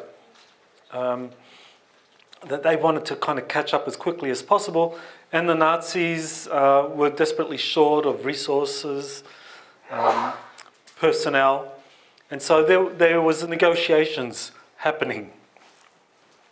Now these apparently took a few years, so there was a kind of uneasy peace going on after Operation High Jump. Then in 1952 you have the UFO overflights of Washington DC, and originally when I heard about this I assumed, like many people, that these were extraterrestrial craft, but when I came across the secret space program information I began to look at another possibility, and you know, Corey Goode, William Tompkins, Clark McClelland, Tuszynski, all of these people all say the same thing, that the 52 overflights were actually German UFOs out of Antarctica. So just kind of imagine that, you know, imagine you're in a, you know, you're part of a cabinet under President Truman, or President Truman at the time. You're part of his cabinet, and you're told this. The Germans just overflew Washington DC and we couldn't do a damn thing about it. What are you going to do? You can't shoot them down. They definitely have the technological advantage over you, and you desperately need their technology. Well, I think most people in that room would probably eventually say, well, at least they're not Nazis. They're nationalists, but that's okay. You know, we deal with nationalists all the time. So agreements were reached, and I think that's what happened. Agreements were reached with the Germans, and so secretly, while the United States continued to operate without kind of like any overt sign that there had been this secret agreement reached with the German space program out of Antarctica, over the years ahead, the signs began to emerge, but it was all very covert. And so this is where we get the idea that the Truman-Eisenhower administration really had agreed to kind of surrender terms with the German Antarctica program, and that the Fourth Reich actually began in this kind of collaboration with the United States. Now, one of the byproducts of this agreement was that the German craft were being sighted, and it appears that the agreement involved the occupants saying that the occupants wouldn't say that they were German, they would say that they were from another planet, that they would pretend to be extraterrestrials. And we kind of see the similarities between the craft, the scout craft that George Adamski says that he witnessed and eventually boarded in 1952, 53. He boarded these things. And you look at the similarities between that craft that he photographed in 52. These photos have never been debunked. You look at that similarity, the portholes, the stabilizers, the kind of large hemisphere underneath the craft, and compare it to the Hannibal 2. And I think the conclusion is pretty obvious that this is whoever built these things. Either they were the same or they collaborated quite closely. The only major difference, of course, is that the Hannibal were weaponized. These weren't. So maybe it was a result of two programs in Antarctica. One program which was weaponized, another wasn't, or possibly they learned to be able to use or kind of like internalize the weapon system, place it inside of the craft. But still, the similarities are so close that I think we can say that it's very reasonable to conclude that at least some of the UFO contact experiences that people have reported and sightings didn't involve extraterrestrial craft, but actually involved these German craft operating out of Antarctica. There's another incident which is kind of like really, there are other kind of contact experiences that suggest the kind of German connection. But I think that this one, the next one here, is very compelling. It was in 1956. It involved a US Army sergeant who had a career of 17 years, and he was working for Army intelligence, and he cited, along with multiple witnesses, a craft landing on the island of Oahu, near Honolulu. And the craft landed, it had German insignia, that's the Iron Cross, and they were wearing German uniforms, Nazi uniforms. So now Hawaii, or Oahu, is really just one big military garrison. You've got the Army, Navy, Air Force, they're all there. The Marines, they're all there. So the idea that a Nazi UFO could just land, or a Nazi craft could just land near Honolulu without there being any kind of military intervention suggests that there had to have been an agreement in place for this to happen. That the US Army or the US military was under orders not to engage with these German craft and just to monitor. Just monitor what they're doing, where they're landing, who they're meeting, and that was it. So that, I think, was what was going on. And that's very suggestive that agreements had been reached where, while on an official level you had the German space program out of Antarctica collaborating with the US military or the US national security complex, at the same time you had landings where private citizens were engaging with these German craft. So, within the Antarctic program, the German program, what I believe is the case, and I'll kind of get to that in the conclusion, is that there was a peaceful program that was led by the Vril Society, Maria Orsic and her people, that was into cosmic philosophy, brotherhood and peace and so forth. And then there was the other faction, which was kind of German nationalists that believed in military strength as a necessary ingredient for achieving your great power aspirations. So there were two German programs operating side by side out of Antarctica, and I think one was doing these private contacts in the 50s and the 60s. So the Fourth Reich infiltrates the US military-industrial complex. It's very well known that Operation Paperclip brought in thousands of German scientists in the 50s, after the end of the Second World War, and that many of these were fast-tracked into very senior positions. So just take a moment to read that.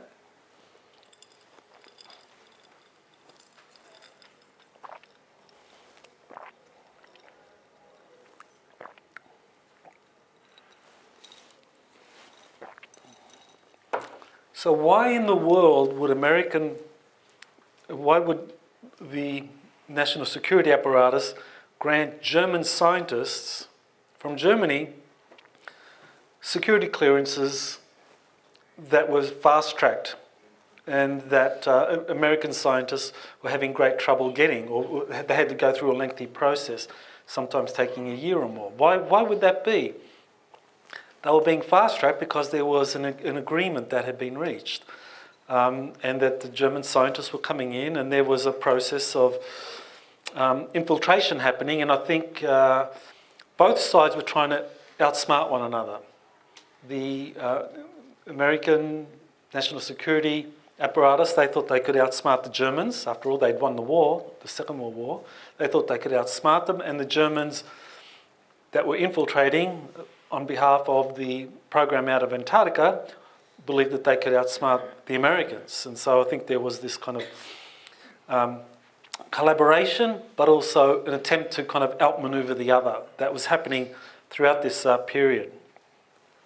But nevertheless, you know, the fact that 60 companies had these German scientists come in there and reach senior positions is very important, given what I mentioned earlier about German companies in Antarctica that had established a presence, building their successful prototypes, that they began to collaborate with American companies who now brought in, you know, more resources, more manpower.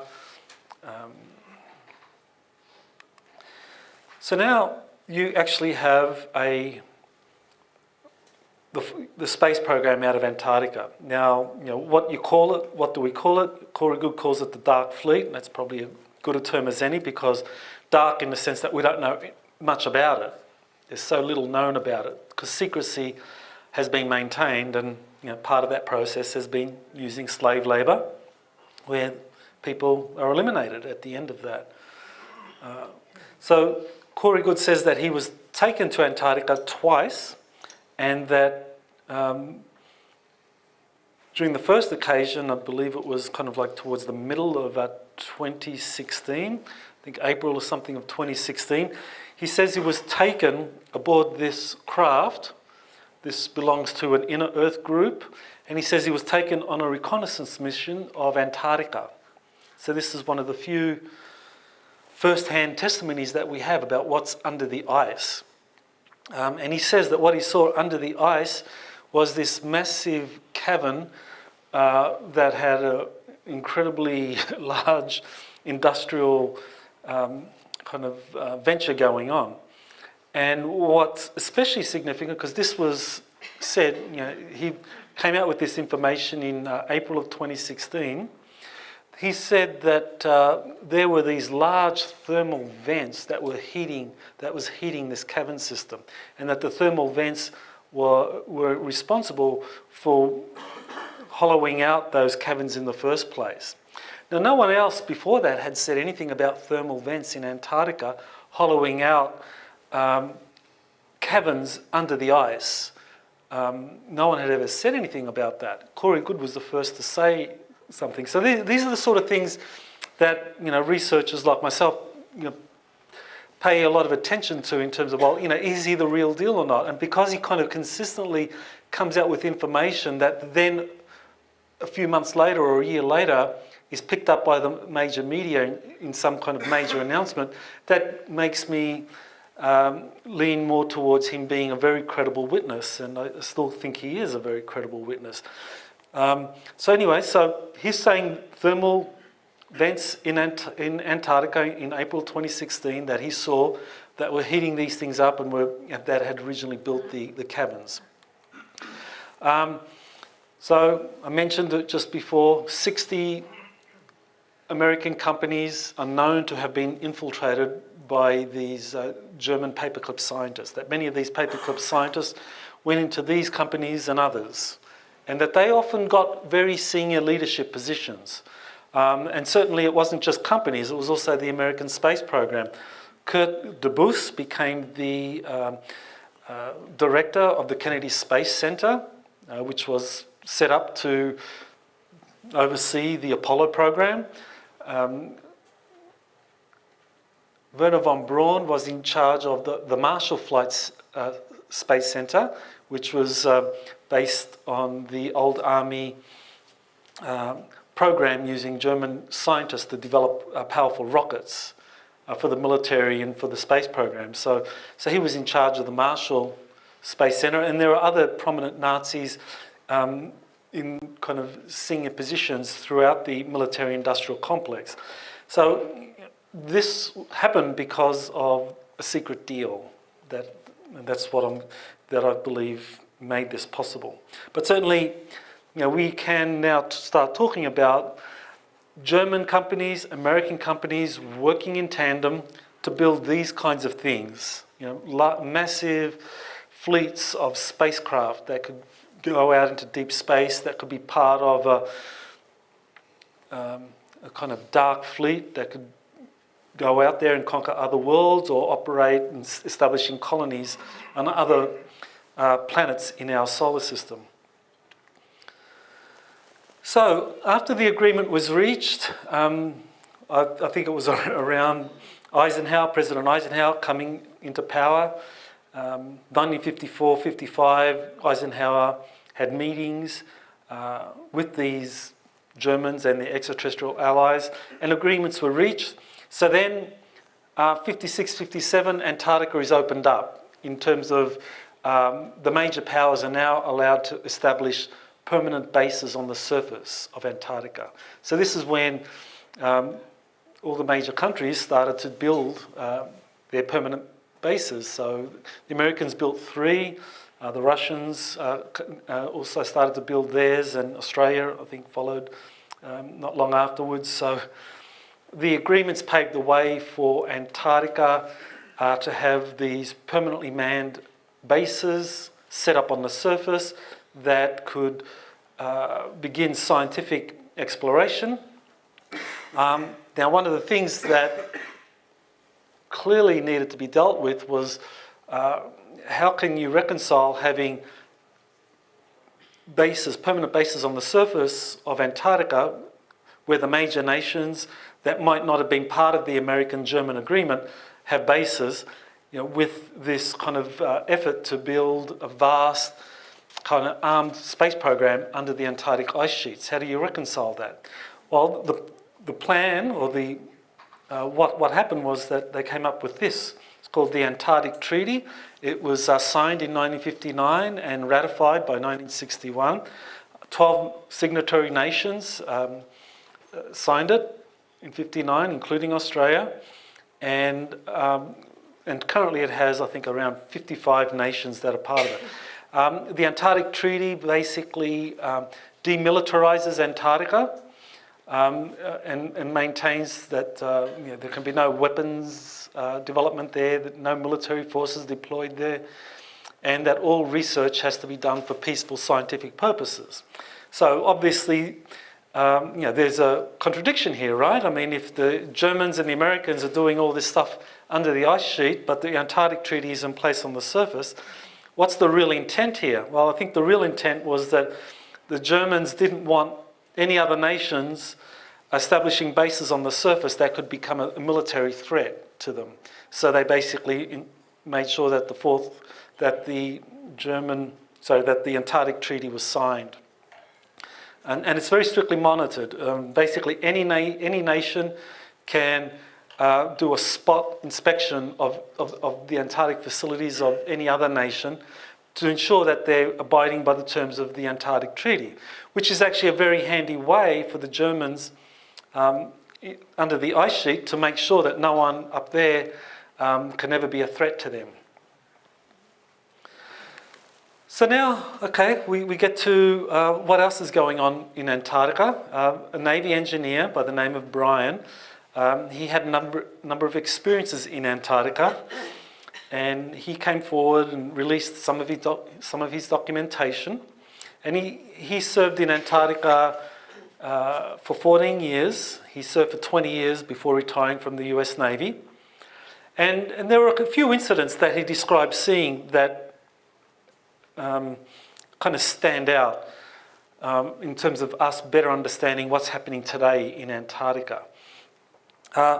One of the first things was that he says he saw silver discs that during some of the overflights of the Navy craft that would provide all the kind of logistical support for the permanent manned bases up there in Antarctica, that he said on several occasions they saw fleets of silver discs flying over the trans-Antarctic mountains. Kind of very remote area, no bases, no permanent bases in the trans-Antarctic mountains. So who did the Silver Fleet belong to? I mentioned them earlier on. Who had the Silver Fleet? I mentioned them earlier. Anyone want to guess? The inner Earth beings. They had the Silver Fleets. These were the ones that were helping the Germans down there in Antarctica. So they had silver fleets. So this was, and he's a very credible witness. Certainly, I mean, he's got a very persuasive story about what he saw, what he experienced as a consequence of what he witnessed. Also, he said that he overflew the South Pole, and very close to the South Pole there was a massive hole. And in this massive hole, it wasn't a vertical drop to the straight down. It was kind of at an incline, and it was a massive hole big enough to have like a C-130 cargo plane go into it. And according to Corey Good, he says that these are things that are being caused by the thermal vents under the Antarctic ice sheet, that they're being naturally formed. So, but this is what this Navy flight engineer saw just near the South Pole, a massive hole coming up there. He also says he heard a lot of rumours about extraterrestrials working with the Americans out of the Scott Amundsen base, which is right next to the South Pole.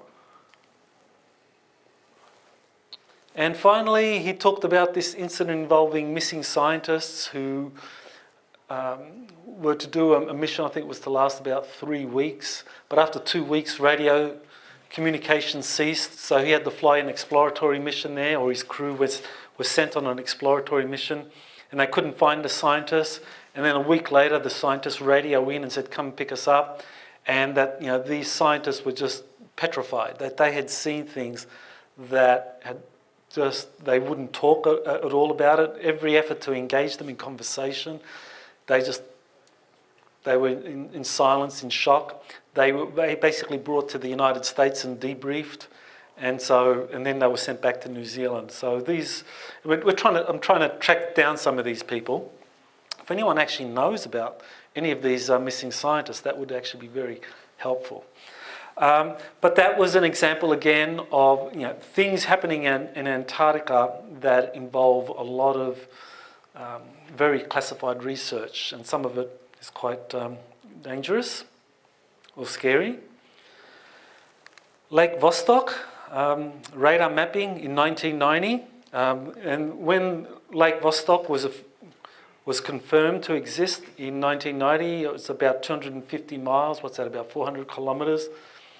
Length, so a massive lake under the Antarctic ice. Scientists were really very excited about that. They're saying, wow, we could send robotic probes down through the 3 kilometres of ice. We can send the probes down there to explore what's there, and we will. This will be a great way for us to develop our robotic technologies that we'll be needing for future Europa missions. So they were wanting to use Lake Vostok as a test for developing robotic probes that would be later sent by NASA to Europa to drill under the ice sheets on Europa. So that was the talk at the time. Then something happened very soon after Lake Vostok was discovered. And they found a large magnetic anomaly, about 50 miles in diameter, 80 kilometres, and very close to the magnetic South Pole, or Vostok base.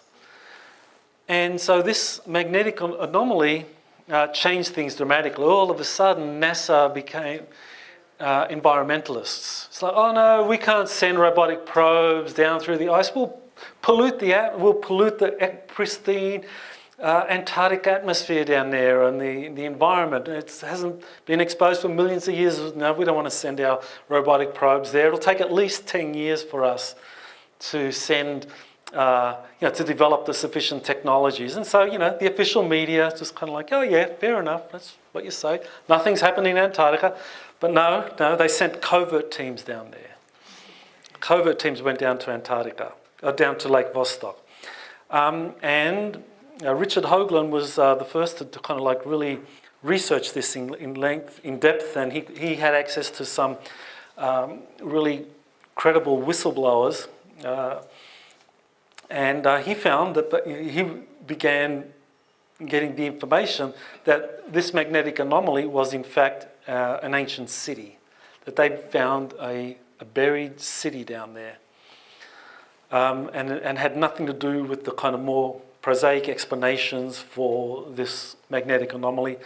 It was just a lot of metal associated with a buried city under the ice.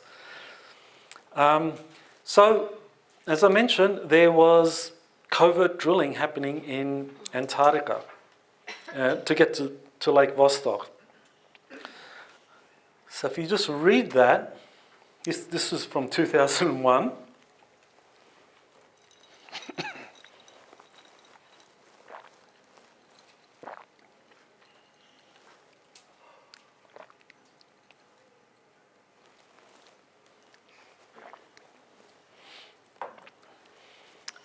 Now,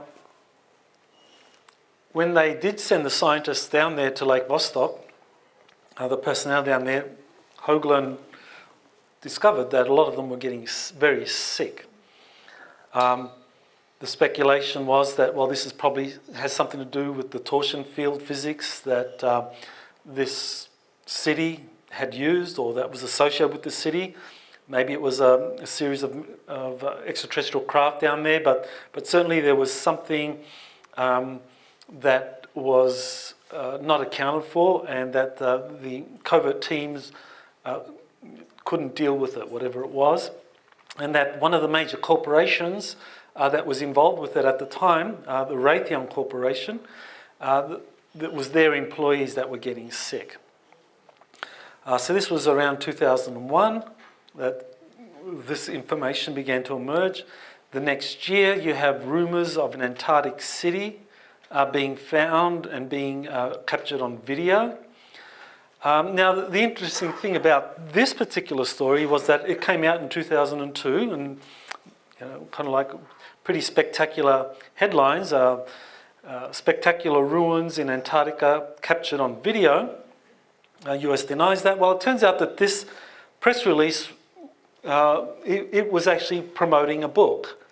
And the book had to do with kind of ancient civilizations in Antarctica being discovered.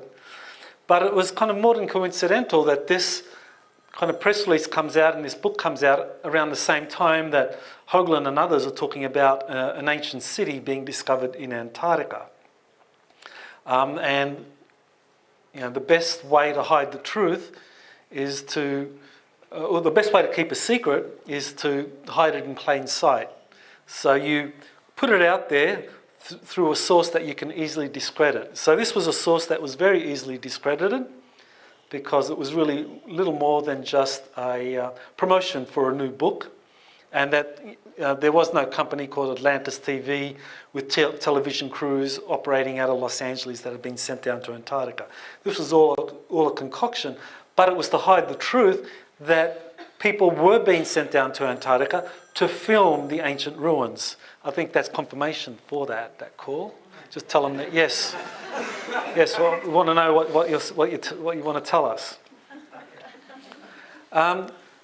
So Corey Good comes along and he says that, well, it was actually in 2002 that they opened up Antarctica to different nations wanting to learn about the ancient civilization down there. That there was a civilization that had been buried under the ice in a, that had been flash frozen. That, in fact, Charles Hapgood was correct. Remember, I mentioned him earlier, the Earth's shifting poles, that Hapgood was correct, that there had been a pole shift, and that 14,000 years ago, these ancient ruins were part of a flourishing civilization that had been established there by Martians. And that's what Corey Good says, that these guys were, that these were Martians. But then there had been everything had been flash frozen and perfectly preserved. These guys went into stasis chambers in their motherships, and they've been sleeping there ever since, which, as I mentioned, corroborates what we find in the book of Enoch, where it talks about the fallen angels being imprisoned in this land of burning day and night, in this land of everlasting sunshine. Of course, only 6 months of the year. So Corey calls them a pre-Adamite civilization, so that's a reference to this civilization prior to the Great Flood that had been established by these Martian refugees. So now we get to more recent events. In 2011, Lockheed Martin, the world's largest defence contractor, gets the Antarctic Support Contract, which is awarded every 10 years by the National Science Foundation in the United States. So they got it for 10 years. And it's a cover for them because why would the world's largest defence contractor be interested in helping scientists monitor the reproduction behaviour of penguins or the migratory habits of whales in the Antarctic environment? Not at all. This was a cover. I mean, in order for Lockheed Martin to send its teams down to Antarctica to be able to kind of like see what was buried under the ice and whether any of it could be weaponized, because that's what defence contractors do, right? They look at promising new technologies, and the first thing that comes into these PhDs running these programs is, well, can this be weaponized? Because that's why they're being paid by the contractors, because Lockheed Martin makes big profits out of new weapon systems that the Army, Navy, Air Force purchase. So Lockheed Martin gets this this contract in 2011, and then, according to some of the sources, Lockheed Martin employees start experiencing the same problem as the Raytheon employees earlier on. They start getting very sick. And so they need more expertise, and they couldn't do it on their own. Lockheed Martin traditionally works very, very closely with the US Air Force. So the Air Force best scientists couldn't come up with a solution to this. So they had to hand it over to the opposition, or get the opposition coming in. And so the opposition to the Air Force, is another military service, which is the Navy. And the Navy has been very closely involved with another company, a major multinational called SAIC, Strategic Applications International Corporation, which has been working very closely with the Navy from its inception. It had been created by a Navy officer in the 1960s. Admiral Bobby Ray Inman was on the board of directors for SAIC for many years.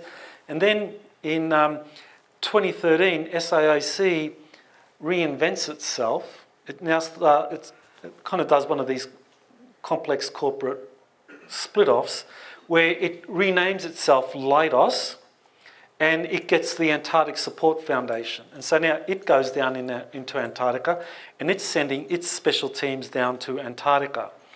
And this was a way for the Navy to kind of reassert influence in Antarctica, that whatever the Air Force guys were doing down there with Lockheed Martin, they couldn't work it out, so they needed the Navy to come in with their people to kind of jointly work out how to get access to the technologies under the Antarctic ice. Now, part of the reason why Antarctica is becoming such a hot issue is because it's literally melting. It's melting very quickly.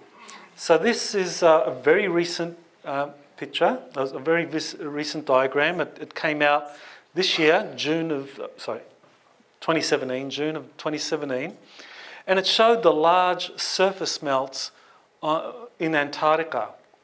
That the surface of Antarctica was starting to melt. And if you look at, where this is happening, right? Look at where this is happening, right? Around here. That's the Ross Ice Shelf over here.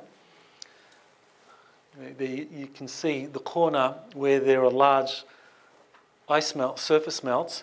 Look at that, and now compare it to this earlier picture we saw of the volcanoes in Antarctica. The volcanoes are becoming more active.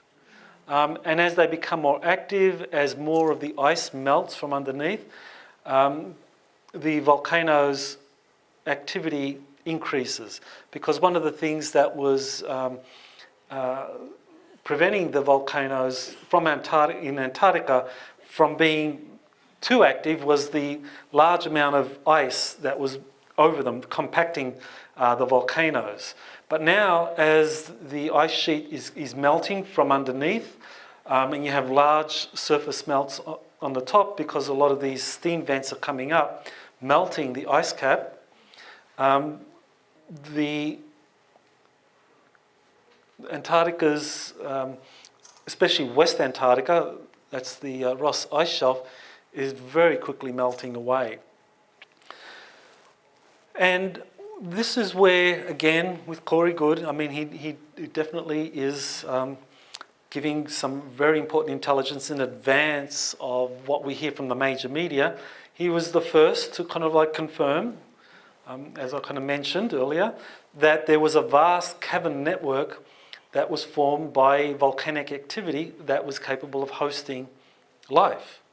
That it was, it was only last year, kind of like, I can't remember the month, but July, August of last year, that scientific papers were published acknowledging that there was a vast network of caverns under the Antarctic ice that had been hollowed out by volcanic activity, and that it was warm enough down there, 25 degrees Celsius, to host life. So, Corey Goode had been saying this earlier, and it helps corroborate the stories of people like Vladimir Terzinsky writing in the early 1990s that, according to the Warsaw Pact intelligence files, the Germans had built a space program under the Antarctic ice in massive ice caverns. So now, in 2017, the scientific community is starting to put out papers acknowledging many of these aspects of Antarctica.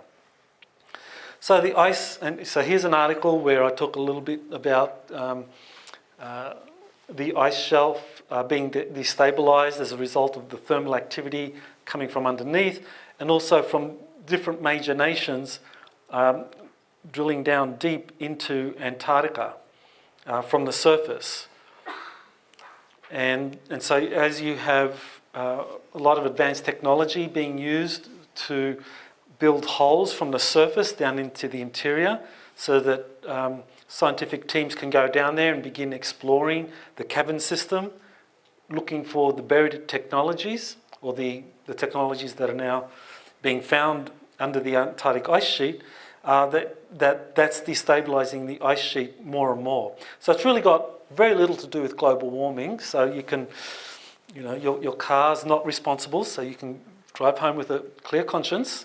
That it's actually got to do much more with the Earth's internal mechanisms whereby seismic or volcanic activity is increasing.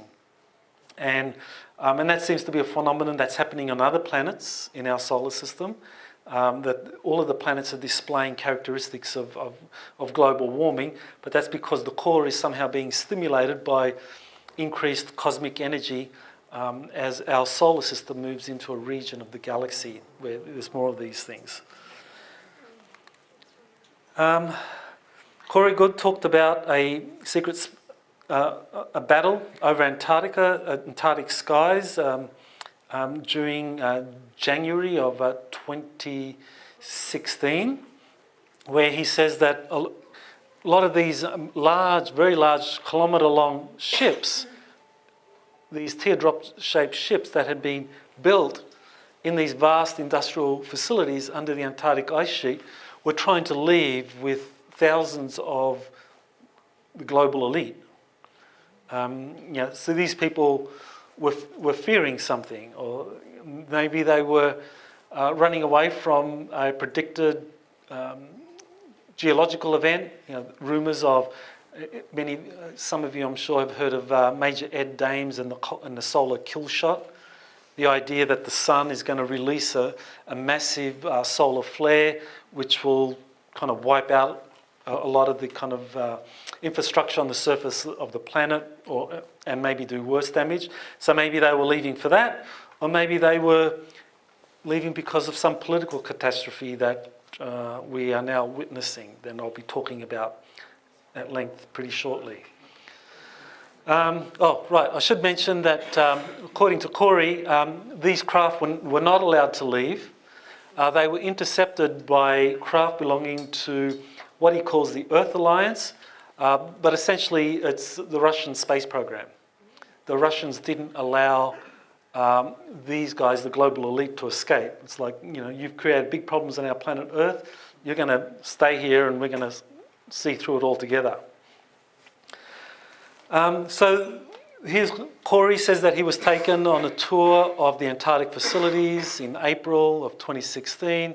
Again, it's kind of like all of this, the western region seems to be the predominant place where you have these very large industrial facilities that have been building all of these kilometre-long spacecraft that are used by the Dark Fleet and by the corporate space program, the interplanetary corporate conglomerate, as he calls it. But the corporations have also developed their own program as a result. This is German corporations, US corporations that collaborated. They built their own program. And so here's this last base. This is pretty close to where the old German bases used to be. So this is probably the initial base that was built by the Germans. But as you can see, with American intervention, much larger bases were built. Okay, so now we have 2016 progresses, 2017 comes along.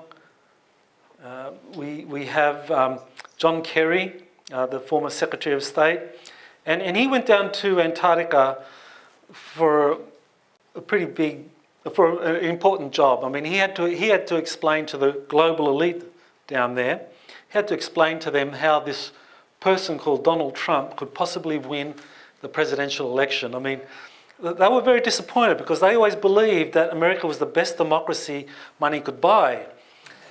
And it's like, what happened? We paid for Hillary to win, and it didn't turn out the way they wanted. So Donald Trump wins the election. So they're very disappointed, and he had to go down there and give them the bad news. Democracy sometimes works. We can't control it completely. It's a wild card. And so this wild card, Donald Trump, becomes president. And there are other people that go down to Antarctica. The Patriarch of Russia, the Russian Orthodox Church, goes down to Antarctica. You see the penguins. Everyone wants to go down to Antarctica to see the penguins. Isn't that amazing? It's amazing. So he went down to Antarctica after signing a cooperation agreement with this guy, Pope Francis. So he meets and they sign a historic agreement, and then the Russian Patriarch goes down to Antarctica for whatever the purpose is. Now, the thing is, keep in mind that the Russians are very active now in Antarctica. I mean, if it's true what Corey said, that the Russian space program basically intercepted and prevented the German space program craft from leaving, it's like, well, Russia now is a big player in Antarctica. So Patriarch Kirill goes down there. Corey visits Antarctica himself in January of 2017. He says that he was taken down there, and he says he saw at first hand these buried artifacts from the lost Antarctic civilization, that he got to see them at first hand, and he had some artists come up with some graphics of what he had seen. So he says he was taken there aboard this craft that belongs to one of the inner Earth groups called the Anshar. He says that these are the bodies of the hybrids that were created by the Martian colonists or the Martian refugees, that these are the hybrids. Over here are the ongoing scientific excavations of the artifacts under the ice shell, that they're all over the place. And that so he could see those scientific excavations going on, and he's been saying for some time now that this is going to be part of a soft disclosure initiative, that they're slowly leaking out information about Antarctica, such as, you know, vast cavern systems that are thermally heated to like 25 degrees, that's part of the soft disclosure initiative to prepare the public for impending announcements that they found lost cities or artifacts under the Antarctic ice shelf. So this is Corey's description of what these bodies look like. He's described some of them as being like chimera, so there's been a lot of genetic experimentation down there in Antarctica that was conducted by this kind of old, or this buried civilization. But all dead, kind of like in Pompeii, you know, rather than being kind of preserved, perfectly preserved by volcanic ash, they're perfectly preserved through the ice, by the ice that had been there. But this has recently melted. You know, the thermal activity has increased, kind of melting the ice, exposing all of this stuff, which is why so many nations are now drilling furiously into the interior of Antarctica, because they want to get a piece of what's happening down there. Now, of course, 2016, that name that shouldn't be mentioned gets elected President of the United States, right? And he sends an emissary down to Antarctica. Again, look, you know, they're going to see all the penguins. Everyone loves penguins. So he, Newt Gingrich is a close confidant of that man, and he was sent down there as an emissary to kind of like start the negotiations. After all, you know, Trump wrote The Art of the Deal, right? So it's like, okay, we'll make a deal with these guys down there. Everyone can make a deal, right? So he's making a deal. Well, you know, a very interesting development is, guess who this person is? It is his wife, yeah, it's his wife, yeah. Guess what position she was appointed to? Not long after this. Penguin keeper? Close, close. She is the US ambassador to the Vatican. Okay? So deals are being made. I think it's not Celeste, it sounds like Celeste. Not Cecile. It'll come to Caliente? Kelly Gingrich. Kelly, yeah, no, it's Callista Gingrich, that's right, Callista. So she is now the US ambassador to the Vatican. So, okay, so now Trump comes in, okay, and so inauguration, he's now President of the United States, we can mention him. And he, in his inauguration speech, he says something towards the end, which is quite amazing, really. You read that, it's like, well, I mean, if he was such an idiot, how could he be saying these things? I mean, who's really behind him? Who's pulling the strings? You know, if this stuff is something that he feels that he's gonna shepherd into the public realm, it's like he must have some pretty powerful people working with him. So, who are they? We'll talk about that pretty soon. Only a few days after he becomes president, he signs a secret presidential memorandum to declassify some advanced technologies, anti-aging and free energy technology. I mean, who would have thought that anti-aging is real? That in probably 10 years' time, if you have your $20 million, you can be reverted back to your 25-year-old self. That this kind of technology exists. So he issues this secret memorandum to basically have a lot of patents in the United States that have been frozen in the application process because of national security orders, or that these national security orders, they're issued when any of the major intelligence organisations or the military services say that issuing a patent would be a threat to national security. So there have been, guess how many patents have been withheld under national security orders? Anyone want to guess? How many? 3,000. Well, the closer figure is 4,800. That's officially, that have been withheld under national security orders. So that's 4,800 inventions that span the spectrum of things that can improve the quality of human life that have been withheld under national security orders.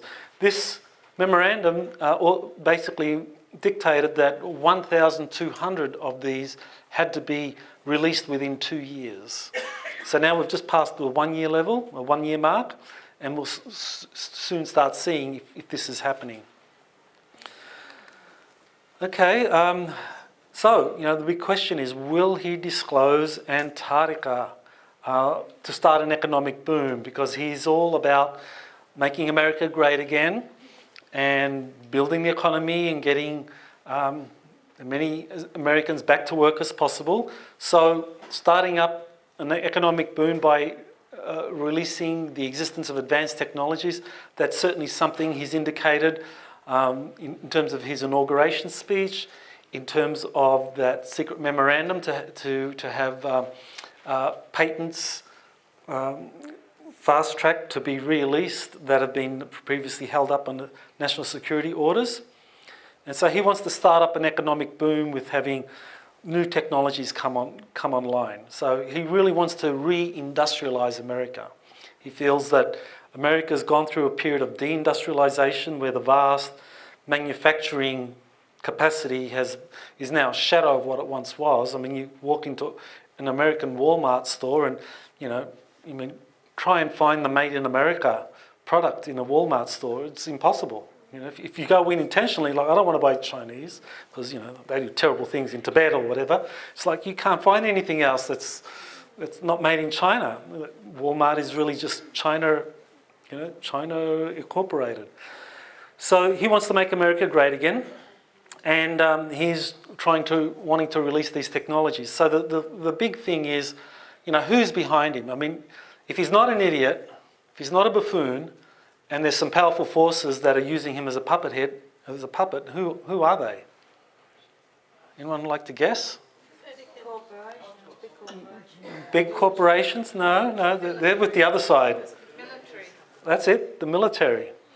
Trump is backed by the US military. This is on his Twitter page this morning, okay? It just shows the level to which he is enamoured with the US military. He actually, he went to military school. I mean, his kind of high school, elementary high school, was at a military prep college. So even though he never joined the military, he was raised in that. So for him, he just feels very, very comfortable around military people. And when you look at his cabinet, when you look at the senior officials in his administration, his Secretary of Defence, James Mattis, is a 4-star Marine General. His Chief of Staff, former Homeland Security Secretary John Kelly is a 4-star Marine General.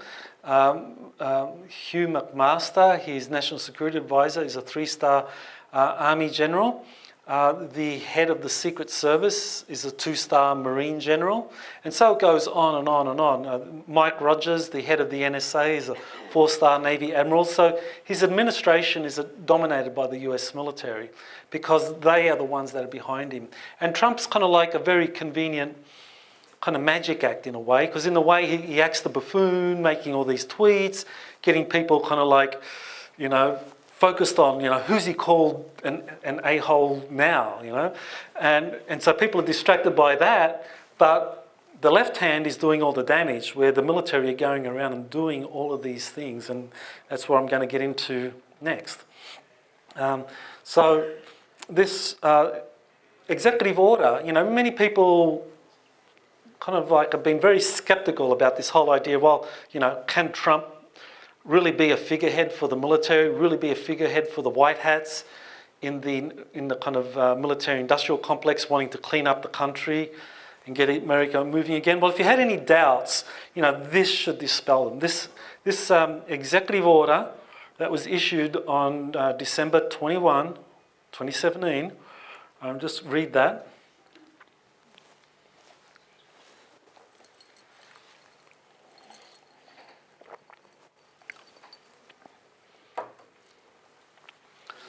Okay, so he's declared that there is a serious human rights abuse and corruption occurring all around the planet, and that constitutes an unusual and extraordinary threat to the United States security.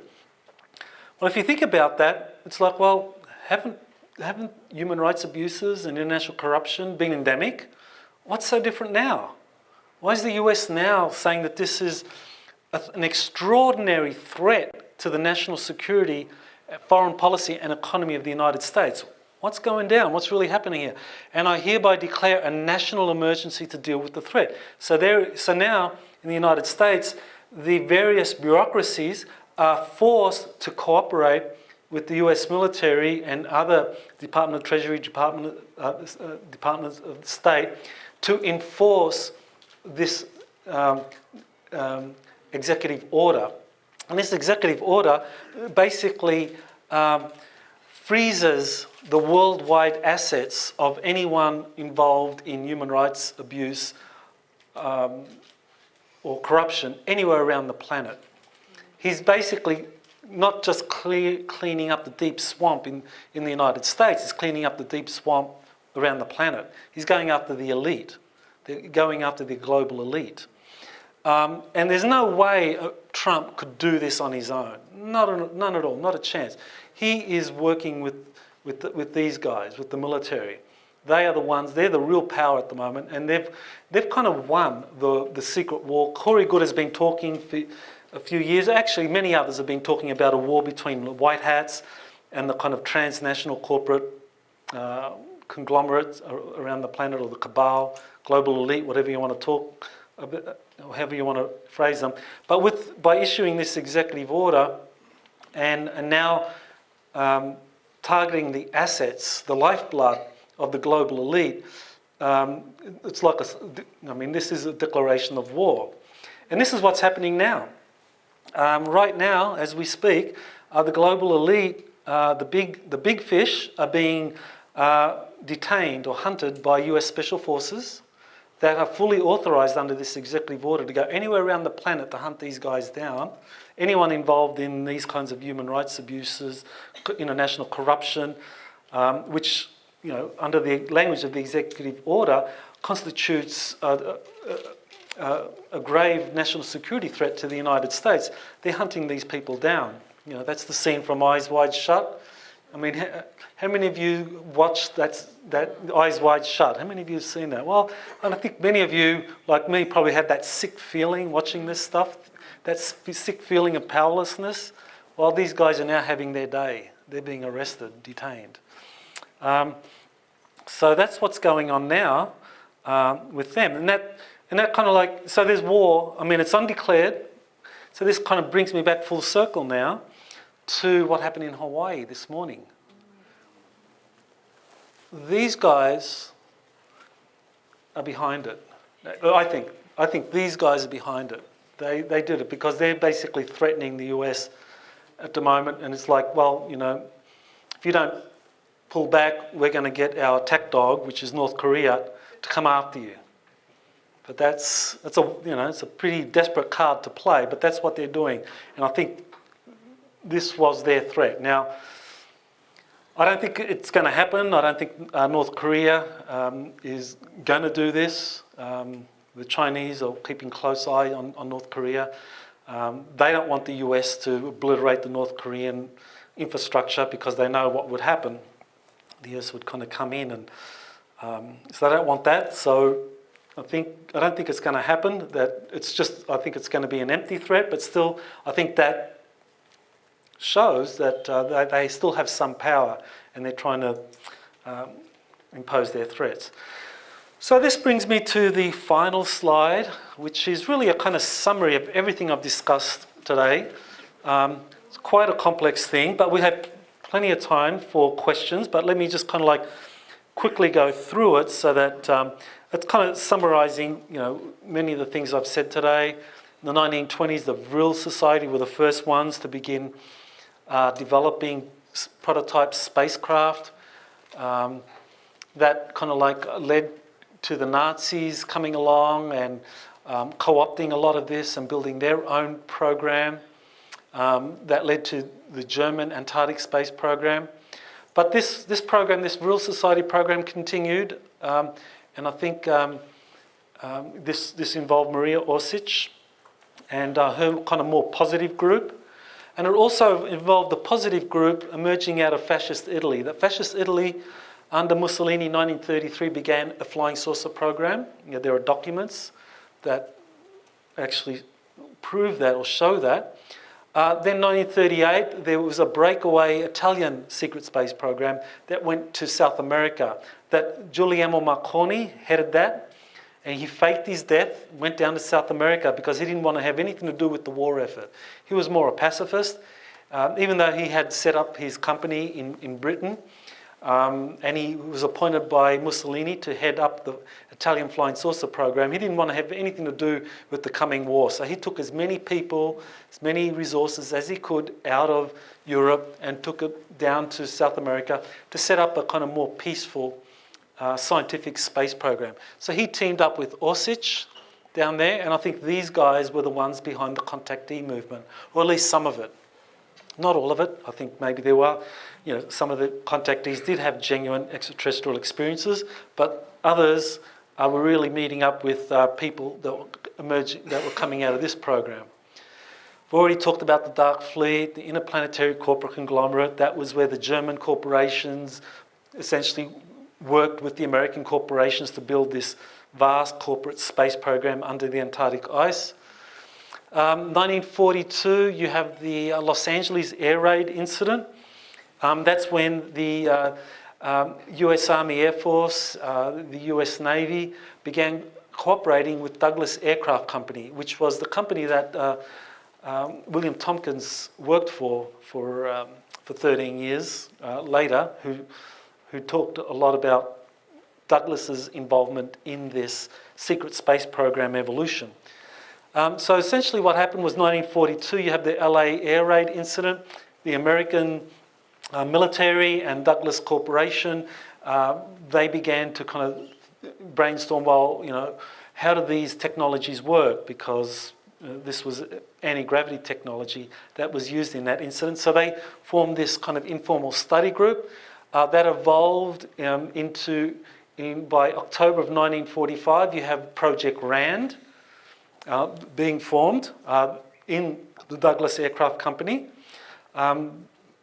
Then 3 years later, in 1948, there's a separation that the Douglas Aircraft Company's involvement in Project RAND came to an end. So Project RAND splits off and forms the RAND Corporation, which is fully sponsored and supported by the US Air Force. So they fund their space program, completely separate program. 1970s, they've developed orbital space platforms, with all sorts of technologies that they have in place, and so they're ready to use that against North Korea at this very moment. They've got space platforms up there with all sorts of kind of rods of God, microwave technologies, all sorts of futuristic weapon systems that they're prepared to use against North Korea if they're given the go-ahead. And they'll take out North Korea's infrastructure within hours rather than weeks, which is what happened with the Kosovo-Serbia campaign, or with what happened in Iraq. That took several weeks to degrade the weapons systems of Serbia and of Iraq. Took them weeks to do that. With these aerial space platforms, they can do it within a matter of hours, take out all of North Korea's infrastructure. The Navy develops its own space program in collaboration with Douglas Aircraft Company for well over a decade. 1980s, you have Solar Warden program being developed, being deployed. They have 8 space battle groups. The United Nations also has its program that emerged at the end of the Cold War. And then you have the Russian, the USSR first develops its space program, develops cosmospheres in 1970s. Dr. Peter Beta, some of you may have come across the Peter Beta audio tapes where he talks about the competition or the conflict between the Soviet space program and the Air Force space program. And now you have China. And according to Corey, he says that the Chinese space program is as developed as the American, it's as developed as the Air Force space program. But there's still, all of these guys, well, the Air Force space program, the Chinese space program, are still playing catch up to the Navy space program, and which is playing catch up with these guys, the Dark Fleet and the Interplanetary Corporate Conglomerate. So that's everything I wanted to present.